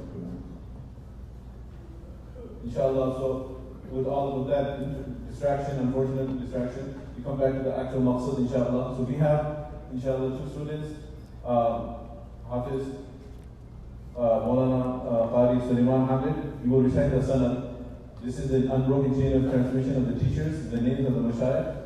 Not only Mufti Harun Firdausi, we taught him a portion of Bukhari, but also Maulana Muhammad, bin Harun Abbas Umar, and Maulana Yaqub, Maulana Sheikh Ali Golden. These are the teachers we taught. You will recite the sanad with the tahweer and the sanad. You will mention the names as they go up, and then all the different names interchange, and the chain of the sanad. Then you will read up to Imam Bukhari, Amir al-Mu'minin al-Hadith, Imam Muhammad ibn Ismail Bukhari, rahmatullahi. After that, then Maulana Sayyid will continue with the Tabweer of Bukhari and the chapter heading and the matan of the text of the Hadith with the sanad to Rasulullah sallallahu alaihi wasallam. And please note, inshallah, Maulana Yusuf has, please come closer, inshallah. We go outside, want to come inside. If there's any empty space in front of you, please come take that, fill out the empty space. People outside want to participate, people outside want to come inside, please move forward, inshallah. Please take a few steps, inshallah, to move forward and fill out any empty space. Jazakallahu Khairun. So there are brothers outside who want to participate in the dua. Any empty space we have, please come forward. Inshallah, after this, we will have the tying of the turbans and the dua. The tying of the turbans is the Dasarbandi.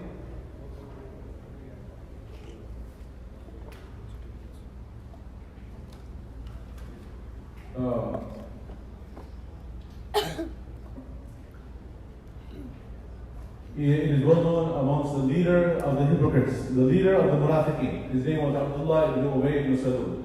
Abdullah ibn Ubay ibn Salul, the leader of the munafiqeen, the hypocrites. The reason he had hatred for Rasulullah from day one is mentioned that there was a war in Medina and there was a battle between the Aus and the Khazraj tribes, and finally they had reached a peace. Kada an yu'amma. Maulana Yusuf, our teacher, he recently sent me this beautiful point I'm sharing with you. I give the attribution back to the source. Maulana Yusuf shared this point with me that kada an yu'amma, or yutawaj, that he was about to be coronated, just like you have a coronation ceremony where the crown is placed on the head. He was going, amama was going to be tied on his head. A turban was going to be tied on his head to signify that he is the king of United Medina. And he was about to be crowned as the king of Medina by tying of the turban. And then what happened? Rasulullah ended up migrating and making hijrah to Medina at that time. So all his dreams of leadership vanished. As Rasulullah came, he was not only the Nabi and the leader of Imam al-Salah, he was also the political leader. So that is why from the get-go he had enmity and hatred for Rasulullah. So the point here is that when the amama is going to be tied, this is not necessarily signifying completion or graduation, but rather this is signifying responsibility. This signifies responsibility that has been transferred, that you are now the Warasatul Anbiya, and your responsibility is to transmit this legacy onward. So this is a transmission of responsibility of guiding in the ummah that is going to take place after this Qadr. This PowerPoint, Maulana Yusuf also prepared, one of our teachers here, Maulana Yusuf, this gives the names of all of the teachers, going back from our present teacher all the way to Rasulullah Sallallahu Alaihi Wasallam. We can see the whole line of the teachers progressing up. And since it is hard to read, that's why we have the names of a few of them that will be played on the side. So you'll see, for example, follow along the pointer. For example, Mufti Harun Firdausi, Maulana Muhammad Siddiq Saab, Maulana Khair Muhammad Jalandari Rahmatullah Ali, Maulana Yasin. And then it will go up. This is how the names will be recited. So we want everyone to experience this fully. That's why we took pains to have it, the visual for everyone to follow along. And then, as in the big list on the left, as you'll be going up, 4 chains will be highlighted at a time, and those will be visible on the right and enlarged. So we can follow the larger names and at the same time watch as it is climbing up the chain of the smaller names on the left. So the complete chain is on the left, and the shorter chain that is visible for us is on the right. Jazakumullahu Khairun. These are all our mashayikh, our aslaf, our pious brothers and sisters. Mufti Saab will speak more about this. I will not want to go into his topic. He will be speaking about this in further detail. I just was highlighting the PowerPoint. Jazakumullahu Khairun.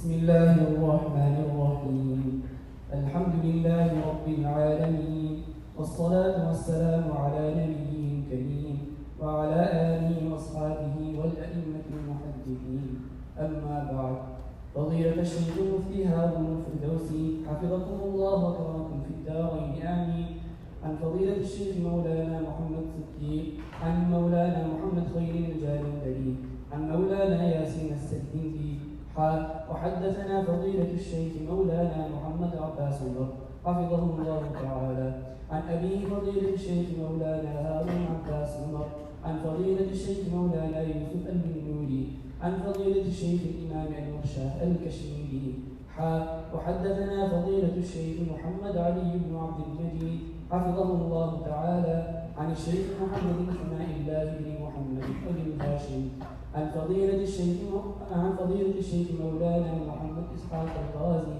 عن فضيلة شيخ الإسلام مولانا حسين أحمد المدني وحدثنا فضيلة الشيخ مولانا يعقوب عبد الرحمن حفظه الله تعالى عن فضيلة الشيخ المفتي محمد طه كران عن الشيخ نصير أحمد خان عن فضيلة شيخ الإسلام مولانا حسين أحمد المدني ويرويه كلهم أي مولانا ياسين السرهندي ومولانا أنور شاه الكشميري ومولانا حسين أحمد المدني عن فضيلة الشيخ شيخ الهند مولانا محمود الحسن الديوبندي عن الشيخين الجليلين الكريمين الشيخ العلامة قاسم العلوم والخيرات محمد القاسم النانوتوي والشيخ العلامة فقيه العصر رشيد أحمد كنجوهي وهما يرويانه عن العارف بالله الشيخ عبد الغني المجددي عن مولانا الإمام الحجة العلامة محمد إسحاق الدهلوي عن شاه عبد العزيز الدهلوي عن العارف بالله مسلم الهند شاه ولي الله أحمد بن عبد الرحيم الدهلوي عن الشيخ ابن طاهر محمد بن إبراهيم الكردي عن والده الشيخ إبراهيم الكردي عن الشيخ أحمد القشاشي عن الشيخ أحمد بن عبد القدوس الشناوي عن الشيخ محمد بن أحمد الرملي عن شيخ الإسلام زكريا بن محمد بن يحيى الأنصاري عن الشيخ الحافظ الحجة أحمد بن علي بن حجر العسقلاني عن الشيخ إبراهيم بن أحمد التنوخي عن الشيخ أحمد بن أبي طالب الحجار عن الشيخ سراج الدين الحسين بن المبارك الزبيدي عن الشيخ عبد الأول بن عيسى الهروي عن الشيخ عبد الرحمن بن مغفل الداوودي عن الشيخ أبي محمد بن عبد الله بن أحمد السرقسي عن الشيخ أبي عبد الله محمد بن يوسف الفربري عن الإمام الجليل الحاكم الحجة أمير المؤمنين في الحديث أبي عبد الله محمد بن إسماعيل بن إبراهيم بن المغيرة بن بردزبة الجعفي اليماني البخاري رحمه الله تعالى رحمة واسعة واتعنا بفيوضهم وعلومهم في الدارين آمين أنه قال باب قول الله ونضع الموازين القسط ليوم القيامة وأن أعمال بني آدم وقولهم يوزن. وقال مجاهد القسطاس العدل بالرومية، ويقال القسط مصدر المقسط وهو العادل، وأما القاسط فهو الجائر. وبالسند المذكور آنفا إلى الإمام الهمام الحافظ الحجة أمير المؤمنين في الحديث أبي عبد الله محمد بن إسماعيل بن إبراهيم بن المغيرة بن بردزبة الجعفي البخاري رحمه الله تعالى رحمة واسعة أنه قال حدثنا أحمد بن أشكاب قال حدثنا محمد بن فضيل عن عمارة بن القعقاع عن أبي زرعة عن أبي هريرة رضي الله تعالى عنه وعنهم أنه قال قال النبي صلى الله عليه وسلم كلمتان حبيبتان إلى الرحمن خفيفتان على اللسان ثقيلتان في الميزان سبحان الله وبحمده سبحان الله العظيم.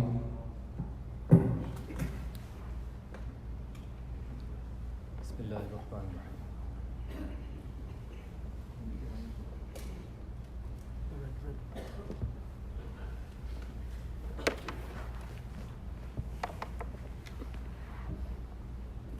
بسم الله الرحمن الرحيم. MashaAllah, the students who just read the final hadith of Sayyid Bukhari. I know many of you are waiting to leave, cars are parked outside, but this is a very historic event. If you can please be patient with us. Normally we begin, as you notice, in most speeches they begin with Alhamdulillah, Nahmadu wa salli ala Rasulil Kareem. But here, our elders, when they give the talk of this class, they say Bukhari, they begin with Bismillah. Carrying on the fish Imam Bukhari rahmatullahi, when he started the first of these إنما الأعمال بالنيات, began with Bismillah, signifying that when Nabi sallallahu alaihi wasallam, when he would speak, he would give a khutbah. You would hear many khutbah. When he wrote the letters to many of the leaders of his time, the Byzantine emperor and the others, he just began with Bismillah. So carrying on that sunnah, our elders are going to also carry on the sunnah of explaining Bismillah and getting to the actual hadith. Get to hadith, there's two parts of hadith, the sanad and the matan, and we'll get to that inshallah in a few minutes. But I just wanted to, before we get to that, first of all, apologize to the brothers that are here that you have to listen to me. We were trying to get many other qualified scholars from overseas, but for whatever reasons, lack of visas and international issues, they could not come. But this just shows you the need of our time. The need of our time, this is Kazim probably mentioned, and our teachers keep mentioning, that we need to have these institutions wherever we go. We're fortunate to have these here in Chicago. I see many of our old, I should say senior brothers here, those who've been here since the 60s and 70s, and they could not have imagined something like this maybe even 34 years ago. I know back in the 60s and 70s when my parents and all some of the other people here, they came. I see Bukhari here, I see many of the brothers in the 60s when they started MCC, one masjid, the whole masjid of Chicago. I know some of the senior people, they can relate to that. Or even going back to New York or other big cities. Back in the early times when Muslims came, they could not have imagined institutions such as this. But they persevered, they carried on, and they made investment in the community. Now here just down the street we have a school, CPSA. Those who know the brother, the DarusSalam, who began that a few years back, now mashallah it's a sadaqah jariyah for him. So similarly, these institutions are a sadaqah jariyah for the people who established them, but they are a means of guidance for inshallah for the generations to come. I'm just saying that here because I see many people here that I would assume may not be coming to other gatherings, maybe in the future. I just want to leave you with this thought that what you see here today, you should thank those people with the white beard sitting on the side. Thank the elders who made the effort. Our elders used to say, whatever level of deen you see today, it's thanks to your elders that went before you. You guys, the young guys, you guys just came and you were presented with something. But those who went through the sacrifice of establishing these institutions, that's where the hard work came. I'm just leaving you with that, you can see that it's a progression. No one would have thought, the immigrants that came, many of us are immigrants. In fact, I would say all of us came from overseas somewhere, in the India subcontinent, maybe, Palestine, or wherever we're from. But when we came here, Allah subhanahu wa ta'ala gave us tawfiq to establish institutions, and now we see our children and the children of immigrants who are now, mashallah, learning hadith, and now inshallah becoming scholars. This is the testimony of the effort of our elders. And not just the elders here, but also the elders back home. You can imagine many of us coming from the Indian subcontinent, even some other parts, where you saw the effect of colonialism, or the British or the French or the others, the Portuguese that went throughout the world. And due to our lack of iman, lack of amal, the Muslim community as a whole had degenerated. And as a way to bring them back, alhamdulillah, Allah established these institutions. So we should thank them. Inshallah, we go through these names, as we go through the Senate. But I just wanted to give you that historical glimpse.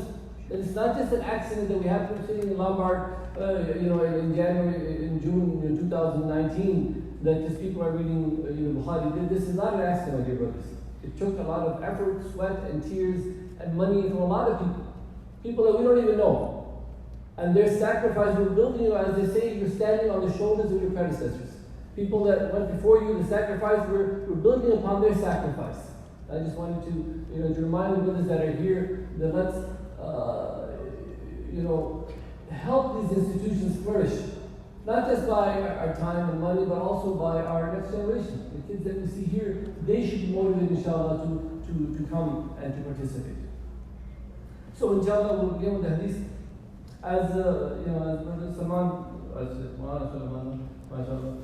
he recited our sanad here, before we go to the actual hadith itself, Hadith usually has two parts, just for information's sake. In many of these are the primary sources of hadith, like the Sahih Sitta, they usually have two parts of hadith, the sanad and the matan. And this sanad, my dear brothers, this is something special only to Islam. We should be proud of our heritage that we have something such as this. What is this? This is the whole science, the science of Asma'i Rijal. That we could say that someone heard from someone, Imam Khatmul, he's saying, as Brother Sahib just read, he heard from his teacher, Sahabi, Nabi Sallallahu Alaihi Wasallam, that he said this. So that sanad, that chain that we have, as we'll get to inshallah later on, that science is specific only to Islam. And because of that, we can claim certainty. We can claim that what we are saying is true, is the truth. Because of the people that made the effort to protect the venues to which we gain that knowledge. Other heavenly books, even if you go to the New Testament, the Old Testament, they can't claim that. They can say, oh yeah, the heavenly books, they were inspired by somebody. But this, what you see right in front of you, Sahih Bukhari, we can say with 100% surety that this is more authentic than any of the Old Testament and New Testament. Why? Because we can give you the proof.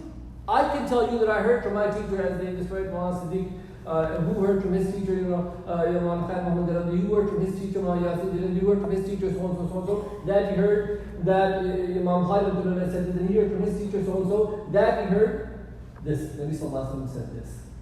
And that, my dear brothers, that's very important. Because, Abdullah bin Malik, he's a very famous muhaddis. He said, Al-Islam min al-Deen. This whole link system that we have, it's a part of Deen. لولا الإسلام لقال من شاء ما شاء. If not for this system of reference, of giving a link, of giving a reference to where I heard this from, anybody can say anything. لقال من شاء ما شاء. And that you see today in the era of fake news, in the era of, you open up your phone and you see, oh, he said this, he said that. That's very pertinent today. Oh, he said this. Where did you see that? Oh, I heard this on Fox News. Oh, okay. Now we know how, what's the validity of that. But at least you're giving a reference. But that reference, you can see, okay, where are they getting their news from? So that whole science is what Islam has. And this is, again, built on generations of people who gave their life. We don't even know who they are, but may Allah give them khair, they are definitely benefiting from this gathering today. They're in their graves, we don't know who they are, but they are definitely benefiting from these young men, mashallah, they're gathering today. So we are building upon the efforts of our predecessors. That's why, especially from many of the young people here, I just want to give you one more saying of our elders, said, إِنَّ هَذَا الْعِلْمِ الدِّينِ فَانْظُرُوا عَمَّنْ تَتَعَلَّمَ دِينَكُمْ. The knowledge of deen is deen itself. Be very careful who you learn your deen from. MashaAllah, today, nowadays, there is an increase in desire for people to learn deen, which is, alhamdulillah, which is wonderful. We want people to learn. We want people to go out and reach and learn deen. But be very careful who you learn your deen from. Oftentimes we have, we say, our encyclopedias on our phone. We just pull out, Google said this. But be very careful, my dear brothers. You can learn chemistry from a Jew. You can learn algebra from a Hindu. You can learn geography from an atheist. But deen, my dear brothers, be very careful who you learn your deen from. Because if you are mistaught something of dunya, if you're taught something wrong, worldly wise, you may face some sort of worldly loss. But if you are mistaught something of deen, you're jeopardizing your akhirah. You're jeopardizing the life that's coming after death, which is eternal. Our elders used to say, it's a saying in Urdu, Neem Hakim, Khatra Jan. Neem Mullah, Khatra Iman. And I'm sure you've heard this before. But it's relevant today because if, and especially we have, mashallah, many professionals here, anybody can just say, I can just open up some medical school book and I can try to diagnose myself. Or I can just open up any law school book and I can try to represent myself in court. Yes, you can try to do that. You may or you may not succeed.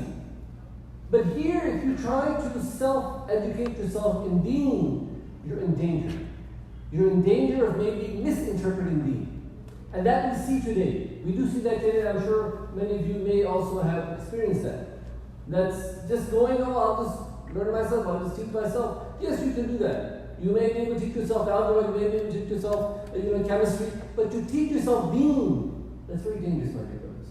Why? Because you need to learn deen for someone who's practicing deen. And that's the son of the pages right before you. That's very important. The key to someone who has a link to Nabi Sallallahu Alaihi Wasallam. But this is ilm al-nubuwwah. This is the nubuwwah itself. This is wahi. Wahi, say, shoot out the wahi. Wahi matlu, wahi ghayr matlu. Wahi matlu is the Quran.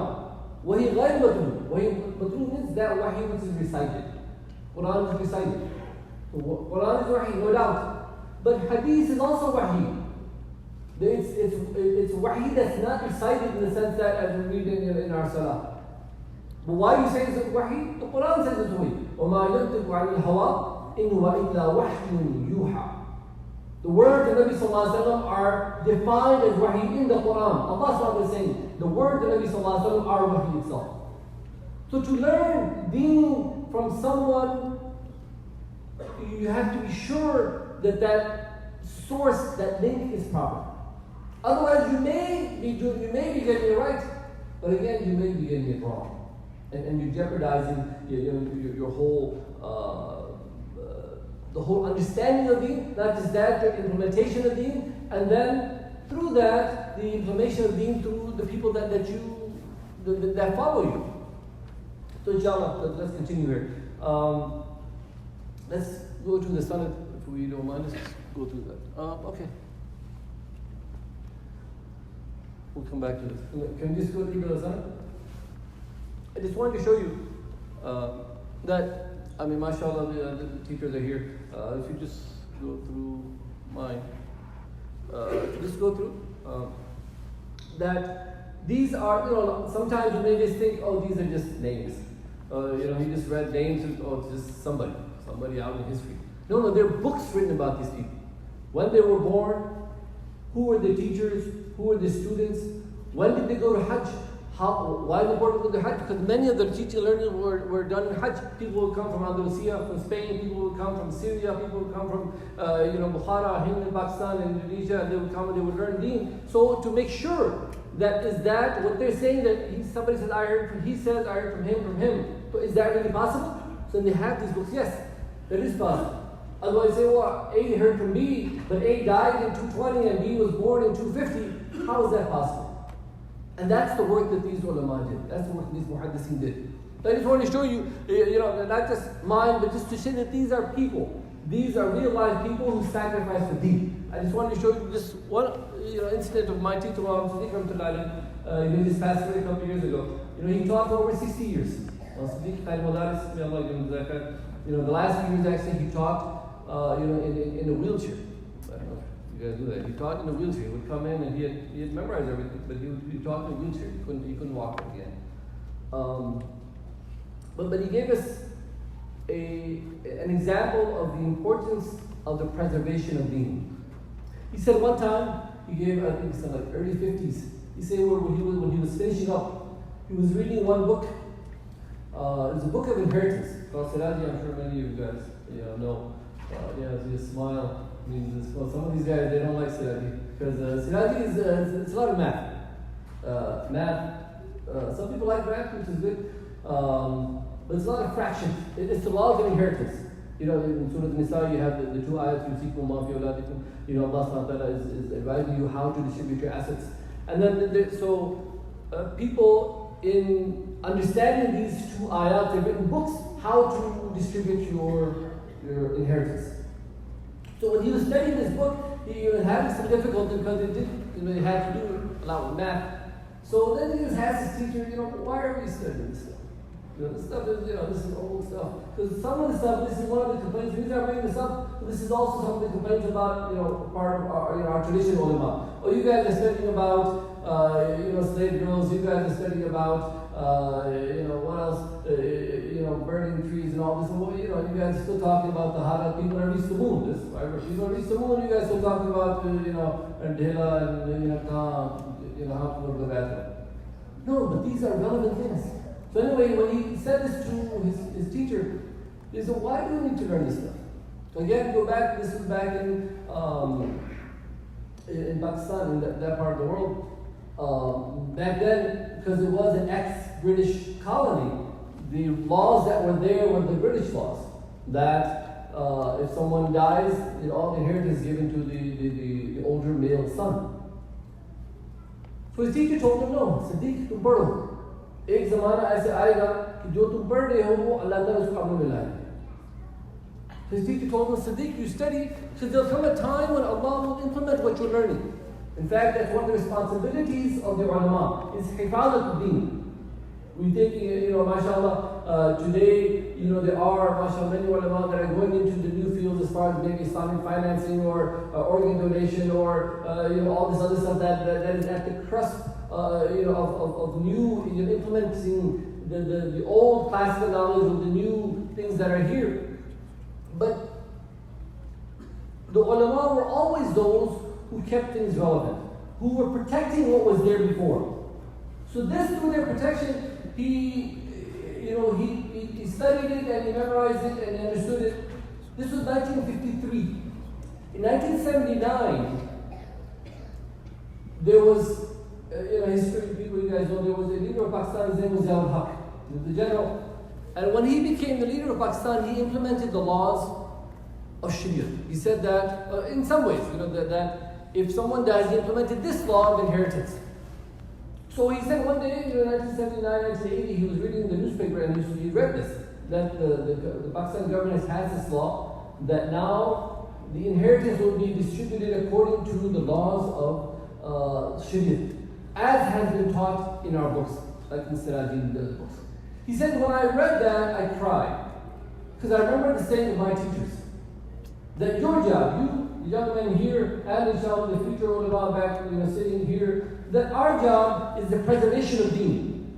Whatever Nabi Sallallahu Alaihi Wasallam has said, whatever our elders have said and taught us, it's our job to preserve it until the time comes to inshallah teach it. And inshallah to implement it. So, these people have given their lives. I can go on, for each one of them, there's books written on each one of these people. But anyway, so it's 3 parts to sanad. If you can see from us here, these people to Shawulullah rahmatullahi. As mashallah, I think Yusuf is bringing it up. So the first few sanads, if you see, right up to there. Shawulullah rahmatullahi. Shawulullah was one of the major personalities who brought ilm hadith to the Indian subcontinent. Otherwise, before people would have to go to individuals and they would have to learn from individuals, but he came and he was the personality who taught hadith to many of the people in India subcontinent. Many of the sanads that we find from the madaris in India, they go to him. And then from Shawilullah all to Imam Bukhari and from Bukhari, we just read this here today. So I just want to share with you that this process of learning the ilm from someone who has a connection, that's very important. For you, mashallah, future seekers of knowledge, I would ask you and also advise you, wherever you go, to learn from someone who has, who has a link to the predecessors.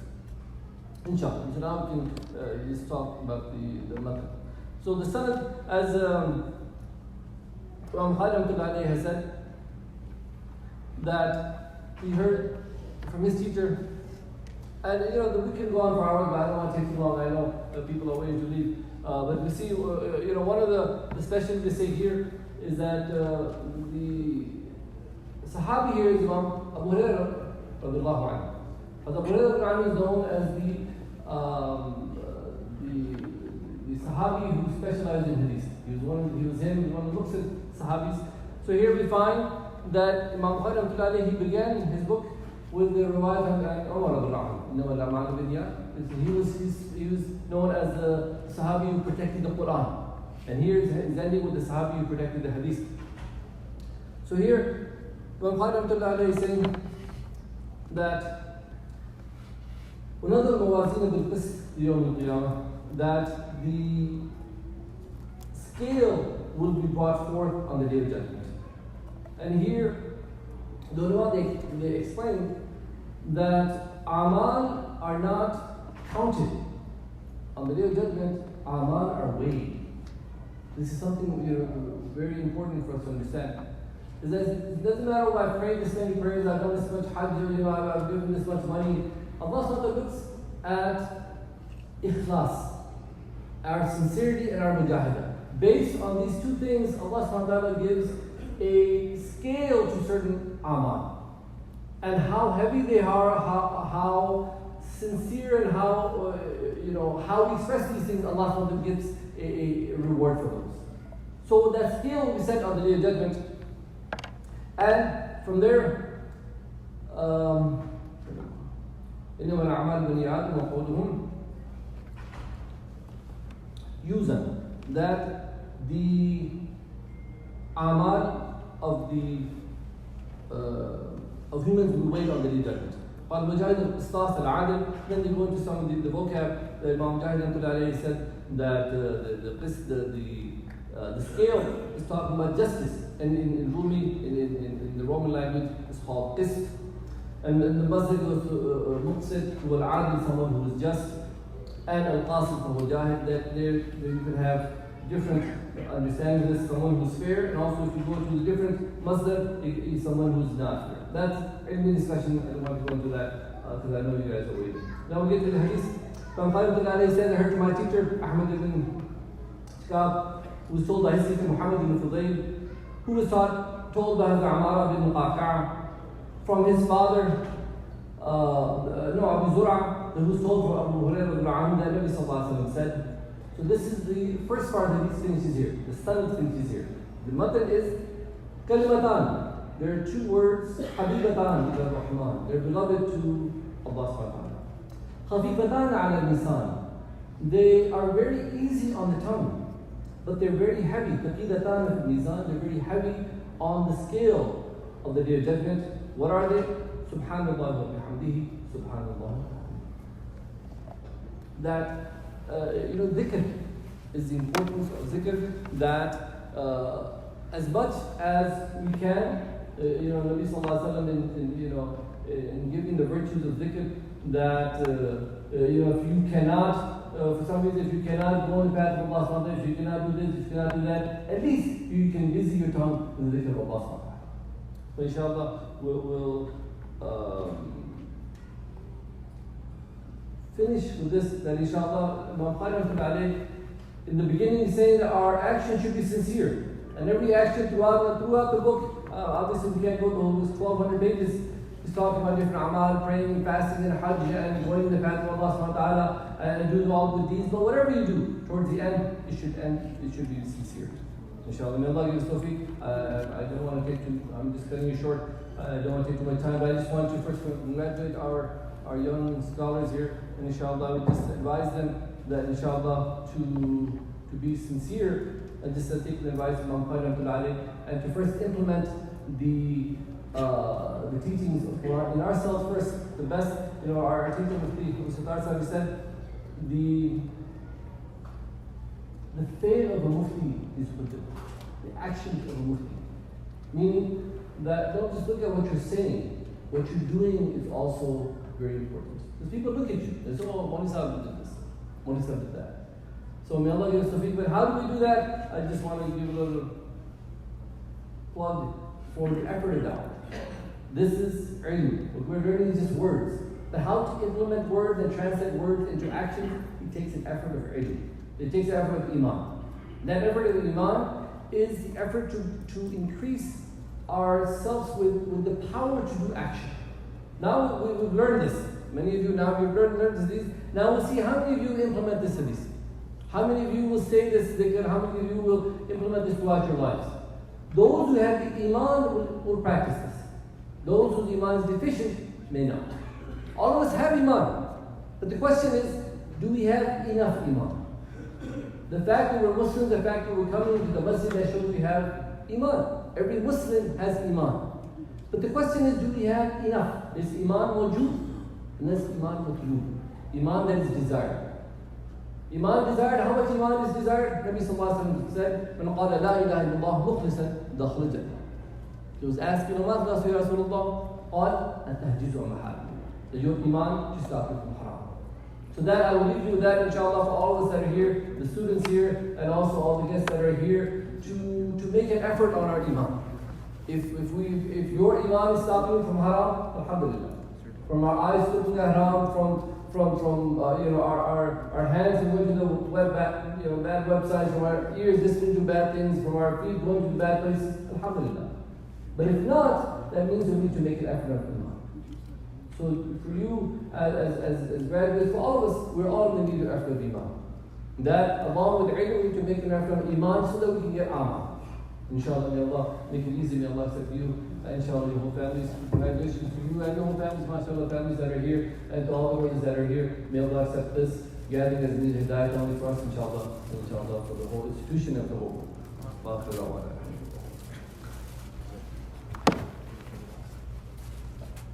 Jazakullahu Khairun. We discussed with Muftisab that the academic discussions, we keep it to the classroom, try to keep it very general type of lecture so that maximum number of attendees can benefit. Otherwise, many times in the Bukhari, very integrated discussions are done, which are more suitable for a classroom environment, and then the public is left without having understanding what is going on. So we wanted to avoid that.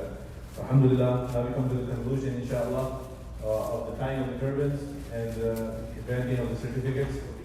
Alhamdulillah, this is the tarbiyyah of the students that they were sitting in class. Call upon Mr. Azimuddin, inshallah, to announce the names, and I call upon all the teachers of the Dora Hadith and other all the teachers of DarusSalam to come forward to help the bank turbans and stuff, and any Muftisab and inshallah, all the teachers of DarusSalam. Please come forward to help with tying of the Amal and whoever, all the teachers that are here that I can see, I cannot see, please come forward. Mawla Muhi, Sheikh Ali Gundil. Yeah, please, if you are here, I may not be able to see you from up in the front, please come forward to help. And this is transferring the responsibility to the students, inshallah.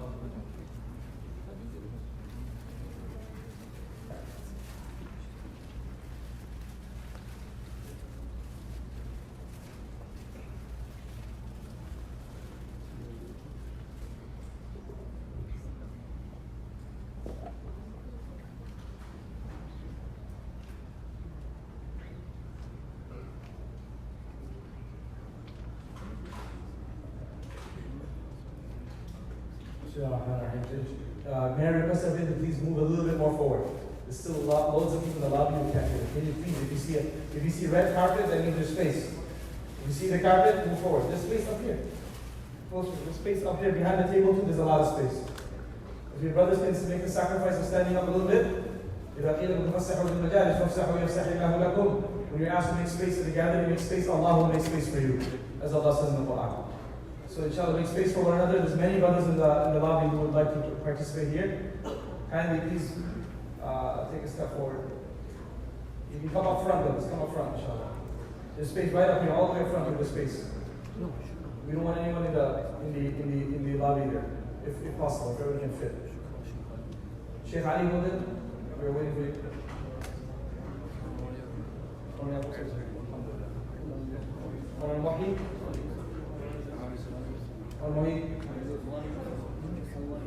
Mawlana Yusuf, of course. Where's Mawlana Yusuf?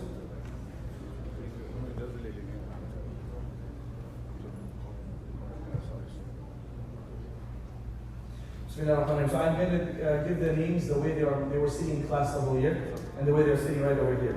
So just to show what's going to happen, they're going to be receiving their turban will be tied by the teachers, and this is the beautiful diploma that, alhamdulillah, meticulously over a period of many months was prepared. Yeah, so alhamdulillah, this is a beautiful diploma that we prepared. Mawlana Yaqub, we have to give special mention that he helped in designing it. So one side is in Arabic, one side is in English, and the leather cover, the diploma cover, they were not understanding why we need the seal on both sides. We told them you can open it right to left for Arabic, left to right for English.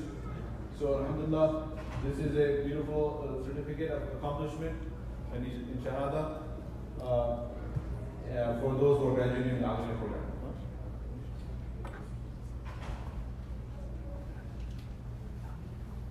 Inshallah, the first student will be receiving the certificate is Maulana Sa'ad Hussein, son of Muhammad Tajammul Hussein. Takbir. Allah.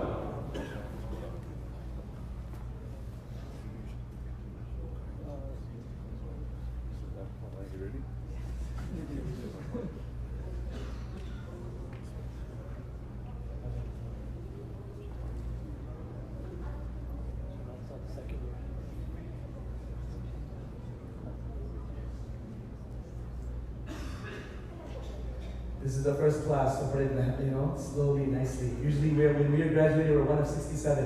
It was like assembly line, real quick. By the time we finished, you see, wow, you have no idea. I was looking like massive turban because there's like line of 6, 8 teachers. You move, keep on moving. You have to announce 67 students or 80 students.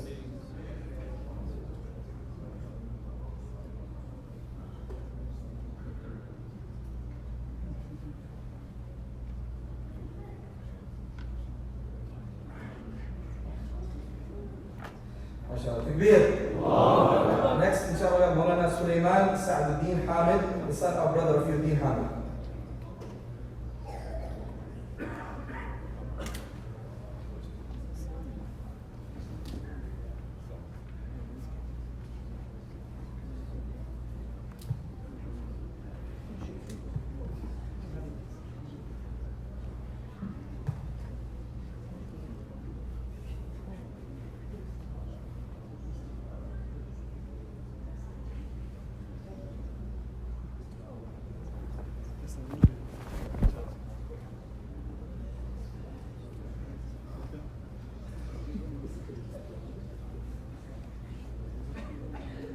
Allah was so kind.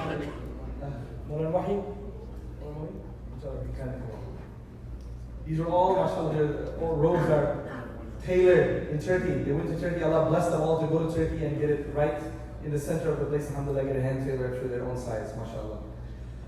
And then the thobes, they went to Medina afterwards. Allah subhanahu wa ta'ala got them thobes from there, mashallah. So we're very, very special, blessed class here. MashaAllah. Takbir. Number 3, inshallah, Maulana Kamran Sabir, the son of Makhdoom Sabir.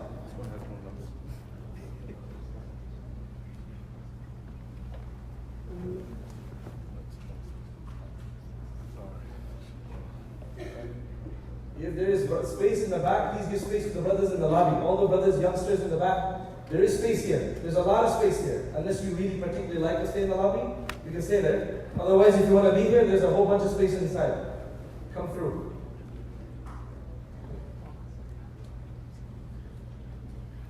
Inshallah, student number 4, Maulana Yasir Hayat Khan, son of brother Kamal Khan. MashaAllah, we're blessed to have all of these students from Maulana Saad, Maulana Kamran, Maulana Sulaiman. These students who started from the beginning over here, and then Allah subhanahu wa ta'ala made lots of dua, especially Sulaiman made dua. I said, we have 5. May Allah subhanahu wa ta'ala add to our class more students.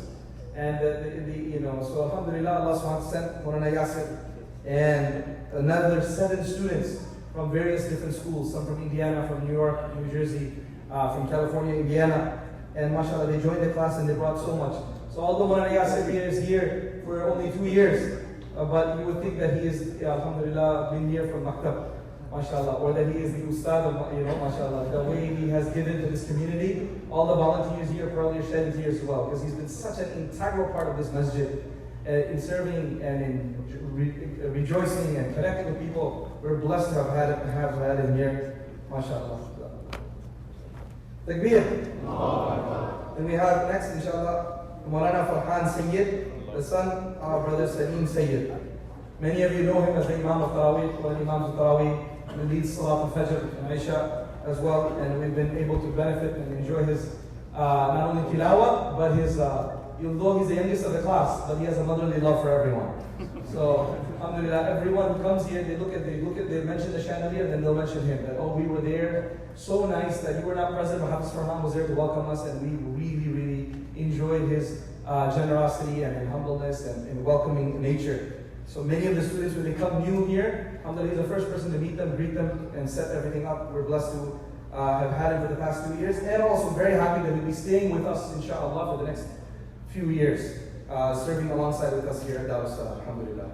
And number 6, we have Brother Justin Ray Poe, Maulana Justin Ray Poe, the son of Raymond Poe. May Allah subhanahu wa ta'ala bless him and reward him for amazing sacrifices he's made. Takbir! Imagine just a few years back, Allah subhanahu wa ta'ala blessed him with the deen. The only person in his entire family who's been blessed with Islam. And then on top of that, while being a paralegal secretary, from 2 p.m. to 8 p.m., he supported himself and his wife and studied 8 a.m. to 1 p.m. in the Alim program for many, many years, until he arrived here in Chicago and began teaching in English and logic and other classes to our high school students and continued studying full-time in the Alim program. Alhamdulillah, he's blessed to have a supportive wife as well. And mashallah, one of the funny things I told him, I said, "Bhai, who are you married to?" He said, "He's married to Pakistani lady." I said, "You know any Urdu?" He said, "I know just one word, ghas." I said, "Ghas?" I said, "No, ghas." So then he said, "Well, because when I got married, my wife was like, oh, you don't give enough time to me. You're always studying. And then she told me, you don't give me ghas. I was like, what's that supposed to mean? He said, grass. He's like, oh, you don't give me grass. You don't pay attention to me. He said, that's one word I know. So mashallah, we've had an amazing time with Brother Justin and Maulana Justin, mashallah, he's a source of inspiration for all of you. We're thinking it's too late for him. Look, just a few years back, alhamdulillah, Allah had guided him in Islam, and today he's graduating as one of the best in the class and very advanced in his studies, and mashallah, and will be continuing his studies locally in Chicago for some time. Next we have, inshallah, Maulana Abrar Habib, the son of Ahsan Habib from New York, known as Qari Abrar, mashallah, and by some others as Mufti Abrar already, alhamdulillah.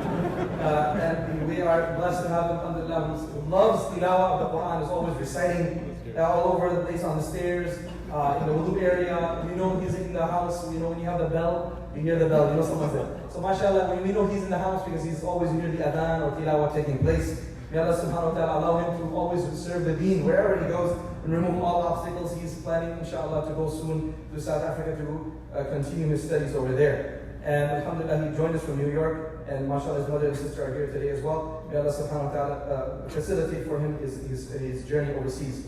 The other student I didn't mention, Mufti Muhammad already mentioned, his father already spoke, Maulana Saad, alhamdulillah, who is people are amazed at the fact that as young as he may look, but what research skills Allah has blessed him with, and the desire and the fervor to get to the bottom of everything, spending hours on end and researching and coming up with answers to tough questions that the teacher presents to them, alhamdulillah. He came here as a young 12-year-old and is graduating as an alim. We're so happy to witness this day for him and his whole family. And mashallah, he's going to be continuing on to DePaul University and also studying here part-time, inshallah, tabarak wa ta'ala. And next, inshallah, we'd like to invite Maulana Shomi Hussain, the son of Muhammad Hussain, from New Jersey, from Teaneck, New Jersey, who studied in Darul, New York first, like his other classmates, and then came here, alhamdulillah. And he is known as the man who studies for exams. Okay, so exams mean a lot for him. Even when others are enjoying year-end parties, alhamdulillah, he's very worried about his exams. And so may Allah subhanahu wa ta'ala make him successful in the imtihan of tomorrow, of akhirah. And may Allah subhanahu wa ta'ala, the way he studied, alhamdulillah, may Allah subhanahu wa ta'ala allow him to serve the deen. We are very happy for him and for us that he will be joining us as a full-time hifz teacher here at DarusSalam. Alhamdulillah. And you all know how much his parents, how much we've been looking for a hifz teacher for ages, for a long time. And so we're so happy that he'll be joining us here. I asked him, Shomi, when did you realize you want to teach hifz? Very, very, very, very few people. Very few people want to teach hifz.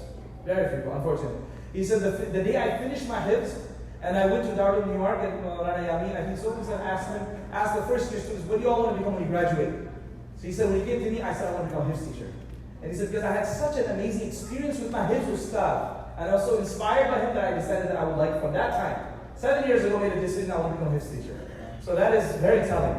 And may Allah accept him, make him from us khairukum ta'allam al-Qur'an wa 'allama. The best from us is the one who learns the Quran and teaches the Quran, mashallah. Next we have Maulana Sa'im Asif, who joined us from New York, Long Island, Masjid Hamza. A lot of his friends came all the way from Masjid Hamza to witness his graduation. He studied in Hassanin in Indiana, and then he came over here. An amazing asset to our basketball team at DarusSalam, and to our tournaments. He brought a lot of success to them. And to, generally speaking, he's beloved to all the youth at IFS, in Elgin, Villa Park, here and there. All the youth know him. Besides the basketball skills, the akhlaq, the generosity, the humbleness, and the friendliness that he brings to everyone. alhamdulillah, the kids are random children and youth who I don't even know are here, witnessing and shedding tears today at his graduation, and he's leaving also, inshallah, overseas, and they may not get a chance to see him. So this is amazing. Just here for 2 years, but the impact by these young students of knowledge within 2 years is amazing. How they've revived and changed up everything in this place. And if students are crying, you can imagine how we are crying at the loss of these young men. And they're going to, of course, inshallah, continue their studies. But what's so amazing, I want to specifically speak about Salim and Yasir, is that in our absence, it's very hard. When they say the cat is only the mouse play. So when we are not around, or we give, we have to run towards something else, these two young ulama are so amazing as a team. They can take care of a huge crowd of 500 people, 200 people. You tell them this task needs to be done, and it's done. And the way they serve the student body, they were an older brother to all the students of the school. And definitely we will sorely miss them. May Allah subhanahu wa ta'ala facilitate their path as they continue their studies. Ameen. Number 10, we have Maulana Sulaiman bin Siraj Patel, the son of Brother Siraj Patel from Makki Masjid, mashallah.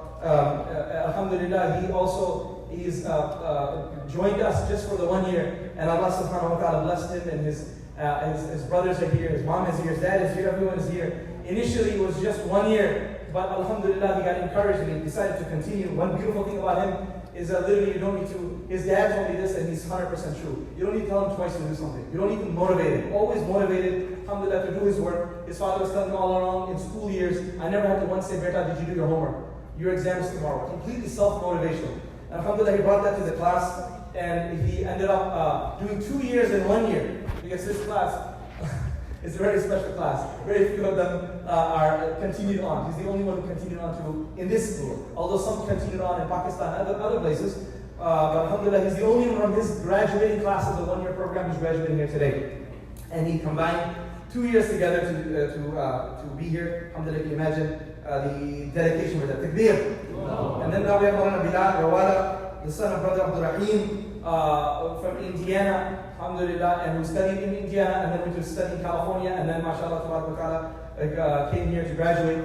He did his degrees before he came here, studied in the college, had that experience, went through a very interesting, normal college life where you're posed with a lot of questions and doubts, and went through that entire system before Allah subhanahu wa ta'ala brought him to the school. So he brought a lot of different experience. He has his bachelor's already in psychology and other minor that he's done. And alhamdulillah, he's planning to also, inshallah, continue to start serving the community very soon. Wherever Allah opens up ways for him, he's deciding that whether in California or locally. May Allah subhanahu wa ta'ala facilitate his path of serving the deen. May Allah subhanahu wa ta'ala fulfill all his needs. Alhamdulillah, a very quiet but extremely intelligent young Maulana, mashallah, that the community is lucky to have. Lastly, we have Maulana Ibrahim Hamid, Maulana Ibrahim Saifuddin Hamid, the son of Rafiuddin Hamid, the older brother of Maulana Sulaiman Hamid.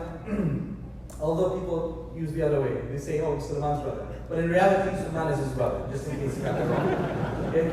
So, alhamdulillah, and he is one of the most, obviously, the librarian of the madrasa. He knows every book where it is, or where it's supposed to be, but it's not there.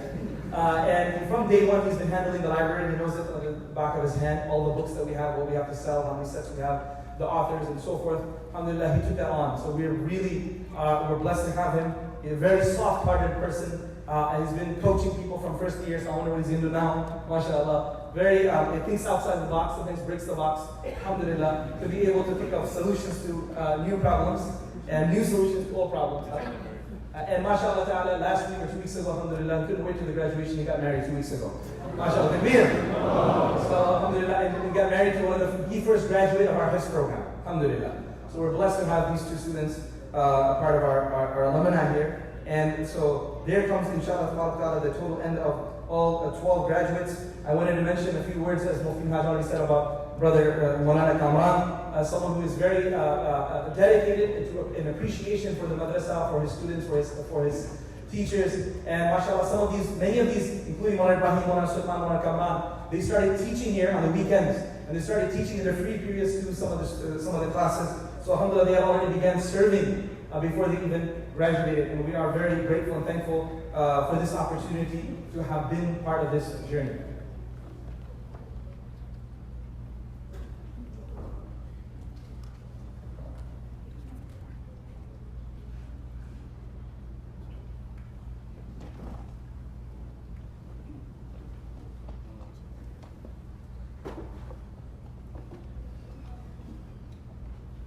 Alhamdulillah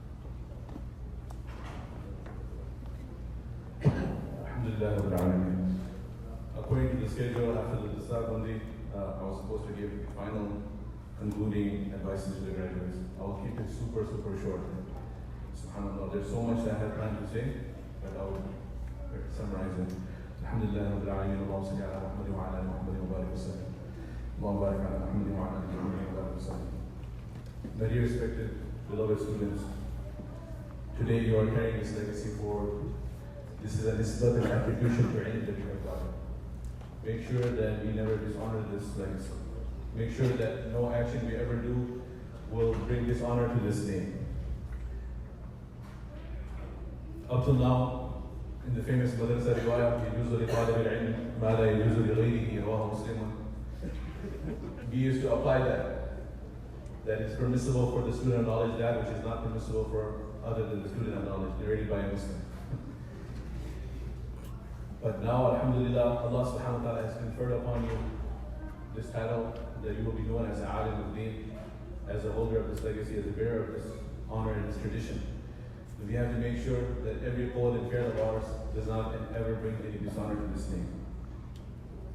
Hold on firmly to the Quran, to the book of Allah subhanahu wa ta'ala. It will be your guide for you in your life, inshaAllah. Continue to make tilawah of the Quran. If you are not hafiz, then continue to memorize portions of the Quran. Continue to keep engaged with the tafsir of the Quran. Even if you're not engaged with teaching in a madrasa, then definitely give a dars of the tafsir of the Quran in your community to remain engaged with the book of Allah subhanahu wa ta'ala. And to remain engaged with hadith, our teacher Maulana Saliman recommended that those who are going to business or other studies or other work and are not directly engaged in teaching in a madrasa, they should continue the mutara of Mirqat al-Mafatih, Sharaf Ishqat al-Masabih, Abdullah Ali Qadi Rahmatullah Ali, as an overall mafhum of Islam is presented in that work. To maintain our ta'alluq with the hadith, to maintain our ta'alluq in our relationship with the Quran. Never ever sell your deen for paltry gain of the world. And we have the examples of the scholars of the past, of the Yahud. يكتبون الكتاب بأيديهم ثم يقولون هذا من عند الله ليشتروا به ثمنا قليلا فويل لهم مما كتبت أيديهم وويل لهم مما يكسبون. Allah subhanahu wa ta'ala warns us about the scholars of the Jews. They had the knowledge as well. They may have had more knowledge than we have about the Torah. But they changed the teachings of the Torah to please people of this world, to gain material gain. Woe unto them for what they have earned. Allah has cursed them in the Quran. May we not be among the cursed ones. Never sell our deen to please others. We should not be telling others, we should not be speaking and that which will please other people, but rather we have to always keep in front of us what will please Allah subhanahu wa ta'ala. At the same time, speaking about the dunya, we should never covet the riches that Allah may have given others. لا تمدن عينيك إلى ما متعنا به أزواجا منهم ظهرة الحياة الدنيا لنفتنهم فيه ورزق ربك خير وأبقى. What Allah has given you, this knowledge, is such a great treasure. It will be the highest form of this regard for this blessing. If you look at the material gain that Allah has given others, material dunya Allah has given others with covetous eyes. And of course, never consider oneself an alim. All the virtues of ulama that are mentioned are for our mashayikh, our teachers, our elders. We have to always keep the warnings in front of us of the severe warnings for those who do not practice on their knowledge. And there are two great fitnas, fitnatul nisa and fitnatul mal. Once a person loses his reputation, he can never get it back. Make sure you protect yourself from the fitna of nisa, fitna of women, and fitna of wealth. May Allah Ta'ala keep you safe from these two fitnas. And even if you surpass your teachers, and we hope that you do as you are our children, our students, maintain humility and gratitude towards your teachers. And have love and mercy and shafaqah on your students. May Allah Ta'ala grant you many students in the future. Whatever you do, seek the gratitude only from Allah subhanahu wa ta'ala. Do not seek respect and gratitude from the people. And have respect to the differences of opinion. Do not be hard on your ways in forcing people to follow what you believe within of course, the limits and hudud that we have learned throughout the years. There is room for differences of opinion in many issues. We should have respect for that. We should not have ta'assub and revive fitan and divide the ummah. continue to have good company, give due attention and time to your family, to your parents, your wives and children in the future. And when dealing with the community, continue to have good akhlaq, the best character of Rasulullah. Have sabr and patience on the trials that you might face. If people will attack you, continue to respond with kindness. People come on your face and will say the meanest things to you. And examples come to mind. I have so many examples of things people have said to me on my face, and I have to remain patient for the sake of Allah subhanahu wa ta'ala. I advise you the same. This moon sighting issue, such a hot-blooded issue, people came on my face and said that you hate Arabs. You despise Arabs. That's why you're not following Saudi Arabian sighting. We covered in class, we know the reality of the Saudi Arabian sighting, and the local sighting, global sighting, and all of those issues. But what kind of statement is this? So I responded to the Arab in Arabic that كيف أبغض العرب؟ إن أبغض العرب يخاف على إيماني. نبي عربي. My Nabi is an Arabi. If I hate Arabs, then my iman is in danger. People will say things to you. People will attack you. There was one khula case where a woman was insisting no matter what, she cannot live with this husband, she cannot live with this husband. And I kept on, of course, the first line of attack, in priority wise is that we have to talk about sulah, right? Reconciliation. I exhausted all that. I didn't jump to divorce. We went through that whole sulah process. But it's mawquf ala. Allah Ta'ala says in the Quran, إِن يُرِيدَا إِصْلَاحًا then يُوَفِّقِ اللَّهُ بَيْنَهُمَا. If both parties are sincerely intending to be back together, then Allah will put His divine tawfiq and make it happen. But this woman had no intention of going back to that husband whatsoever. So I humbly, in the most respectful manner, suggested to the husband, instead of jumping to first, of course, we go first for talaq. I said that maybe you might want to consider terminating your nikah with this woman because there's no way she wants to stay with you. The way I can never forget still how he attacked me that day. How dare you say this? This chair you're sitting on belongs to the Ummah. This office you're sitting on belongs to us. We are the one who donated it and paid for this chair, this office, this desk. One of Sheikh Umar Husseini was sitting with me in the office. He was in St. Louis. And he's my classmate. We went to high school together, and classmates you are classmates with each other. You're not greatly impressed by your classmates because you grew up together. But that day he said that today, when I saw how you continued to smile on the face of this brother, and you said that it's okay, Jazakullah, no problem. I was just offering a suggestion. I became mu'tarif and I accept that Allah Ta'ala has given you hilm and sabr. I really, if I was in your place, if he said a small fraction of what he said to you, if he said to me, I would have said, get out of my office right now. Get out, how dare you speak like this? But you continue to be patient. This is actually in Imam's role, you need 90% ilm, 10% ilm. So you need forbearance. There are so many examples of this, you can go on and on. So we have to have sabr and patience with the community. We have to be lenient when we give rulings on others and strict when it comes to ourselves. Uphold ourselves to the highest level and try to implement taqwa in our own lives and give the fatwa to the people, that which is within the permissible degree, the rukhsah that is there. And of course, to have ikhlas and sincerity in all that we do. Otherwise, everything will be turned into dust if it's without sincerity. May Allah subhanahu wa ta'ala grant you istiqamah, steadfastness. May Allah subhanahu wa ta'ala make you among the mutawakkilin, those who are tawakkul on Allah subhanahu wa ta'ala. May Allah ta'ala grant you sabr. May Allah ta'ala grant you tawadu and humbleness. And never forget the legacy that you are carrying, and uphold that legacy and keep that dear to your heart. وآخر دعوانا الحمد لله.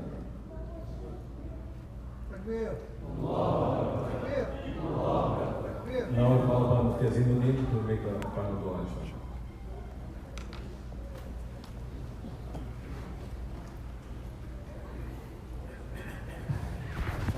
After my seniors, they refused.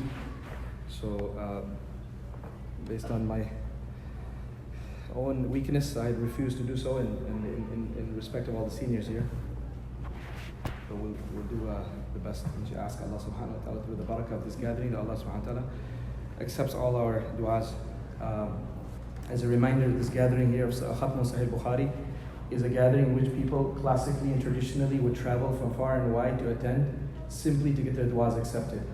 And one of the ulama of the past, he mentioned he made 120 rounds, 120 khatams of Sahih Bukhari at various times in his life to make dua. So just like Khatmul Quran, du'as are accepted. People make a big, rightfully so, make a big deal about it and attend. If people were to know what the value of this gathering is, the crowd would have been even quadruple of what it is here today. Alhamdulillah, people came.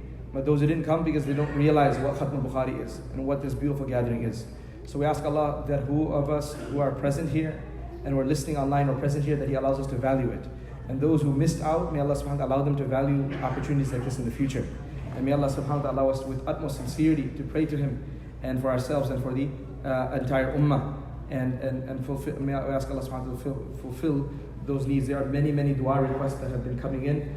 Allah knows those dua requests. Allah knows what's in your heart. We make intention that whatever those duas are of anyone, brother or sister, present or absent, may Allah subhanahu wa ta'ala accept their duas. Bismillah ar-Rahman ar-Rahim. اللهم صل وسلم على سيدنا محمد وعلى ال سيدنا محمد وبارك وسلم. اللهم لك الحمد كله ولك الشكر كله. اللهم لا نحصي ثناء عليك انت كما اثنيت على نفسك. اللهم يا حي يا قيوم يا حي يا قيوم يا حي يا قيوم برحمتك نستغيث. اصلح لنا شاننا كله ولا تكلنا الى انفسنا طرفة عين. لا اله الا هو الحليم الكريم. سبحان الله رب العرش العظيم والحمد لله رب العالمين. اللهم انا نسالك موجبات رحمتك وعزائم مغفرتك والغنيمه من كل بر والسلامه من كل اثم.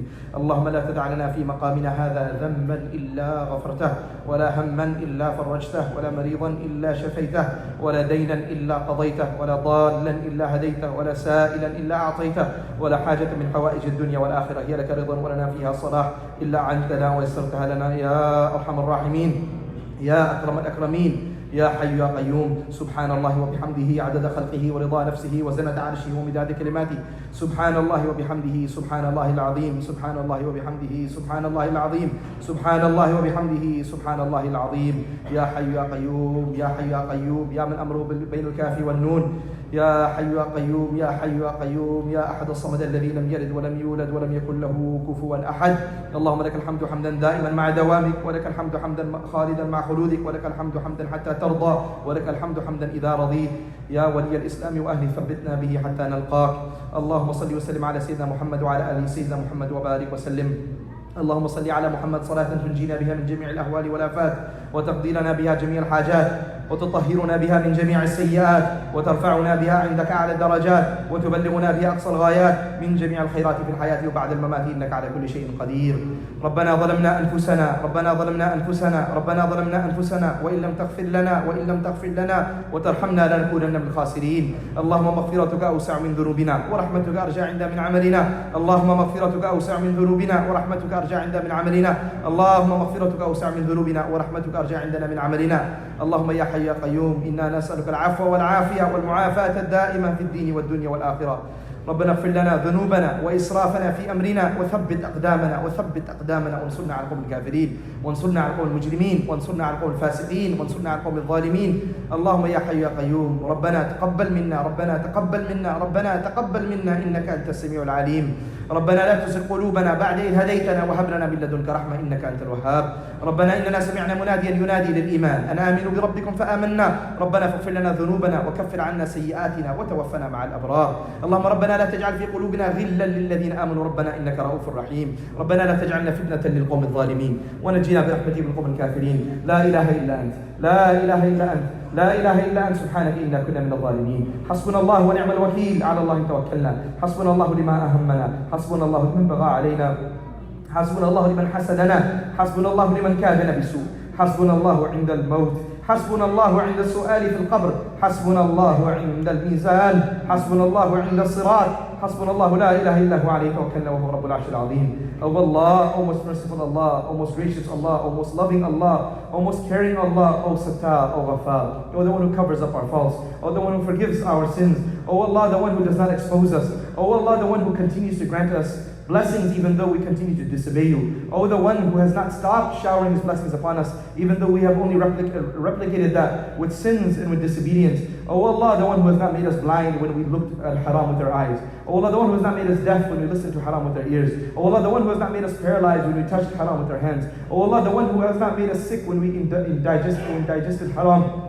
Oh Allah, the one who has not made us paralyzed when we walk towards haram. Oh Allah, the one who did not make us lose all our wealth when we earned from haram. Oh Allah, the one who did not make us lose our mind when we thought about haram. Oh Allah, the one who did not give us a heart attack when that heart was used to love that which was disobedient, that which was not beloved to you, Ya Allah. Oh Allah, you continue to shower upon us your mercy. Oh Allah, and we have continued to sin. Oh Allah, the day has reached today at this momentous occasion of Khatmul Bukhari. Oh Allah, we've come, Ya Allah, from far and wide, from across the country. Oh Allah, people have traveled by plane 5-6 hours to be here. People have traveled day and a half to be here. Oh Allah, all of these young and old, men and women, Ya Allah, innocent children. Oh Allah, elderly, sick people are here, gathered from across the globe. Oh Allah, people are listening online from across the globe. Oh Allah, from the other end of the world. Oh Allah, they've gathered here. Oh Allah, they've joined in this majlis. Oh Allah, because they're desirous of your mercy. Oh Allah, they're wishing for your mercy, Ya Allah, Ya Arhamar Rahimeen. Oh Allah, please do not treat us on the way we ought to be treated. Oh Allah, do not treat us based on our actions.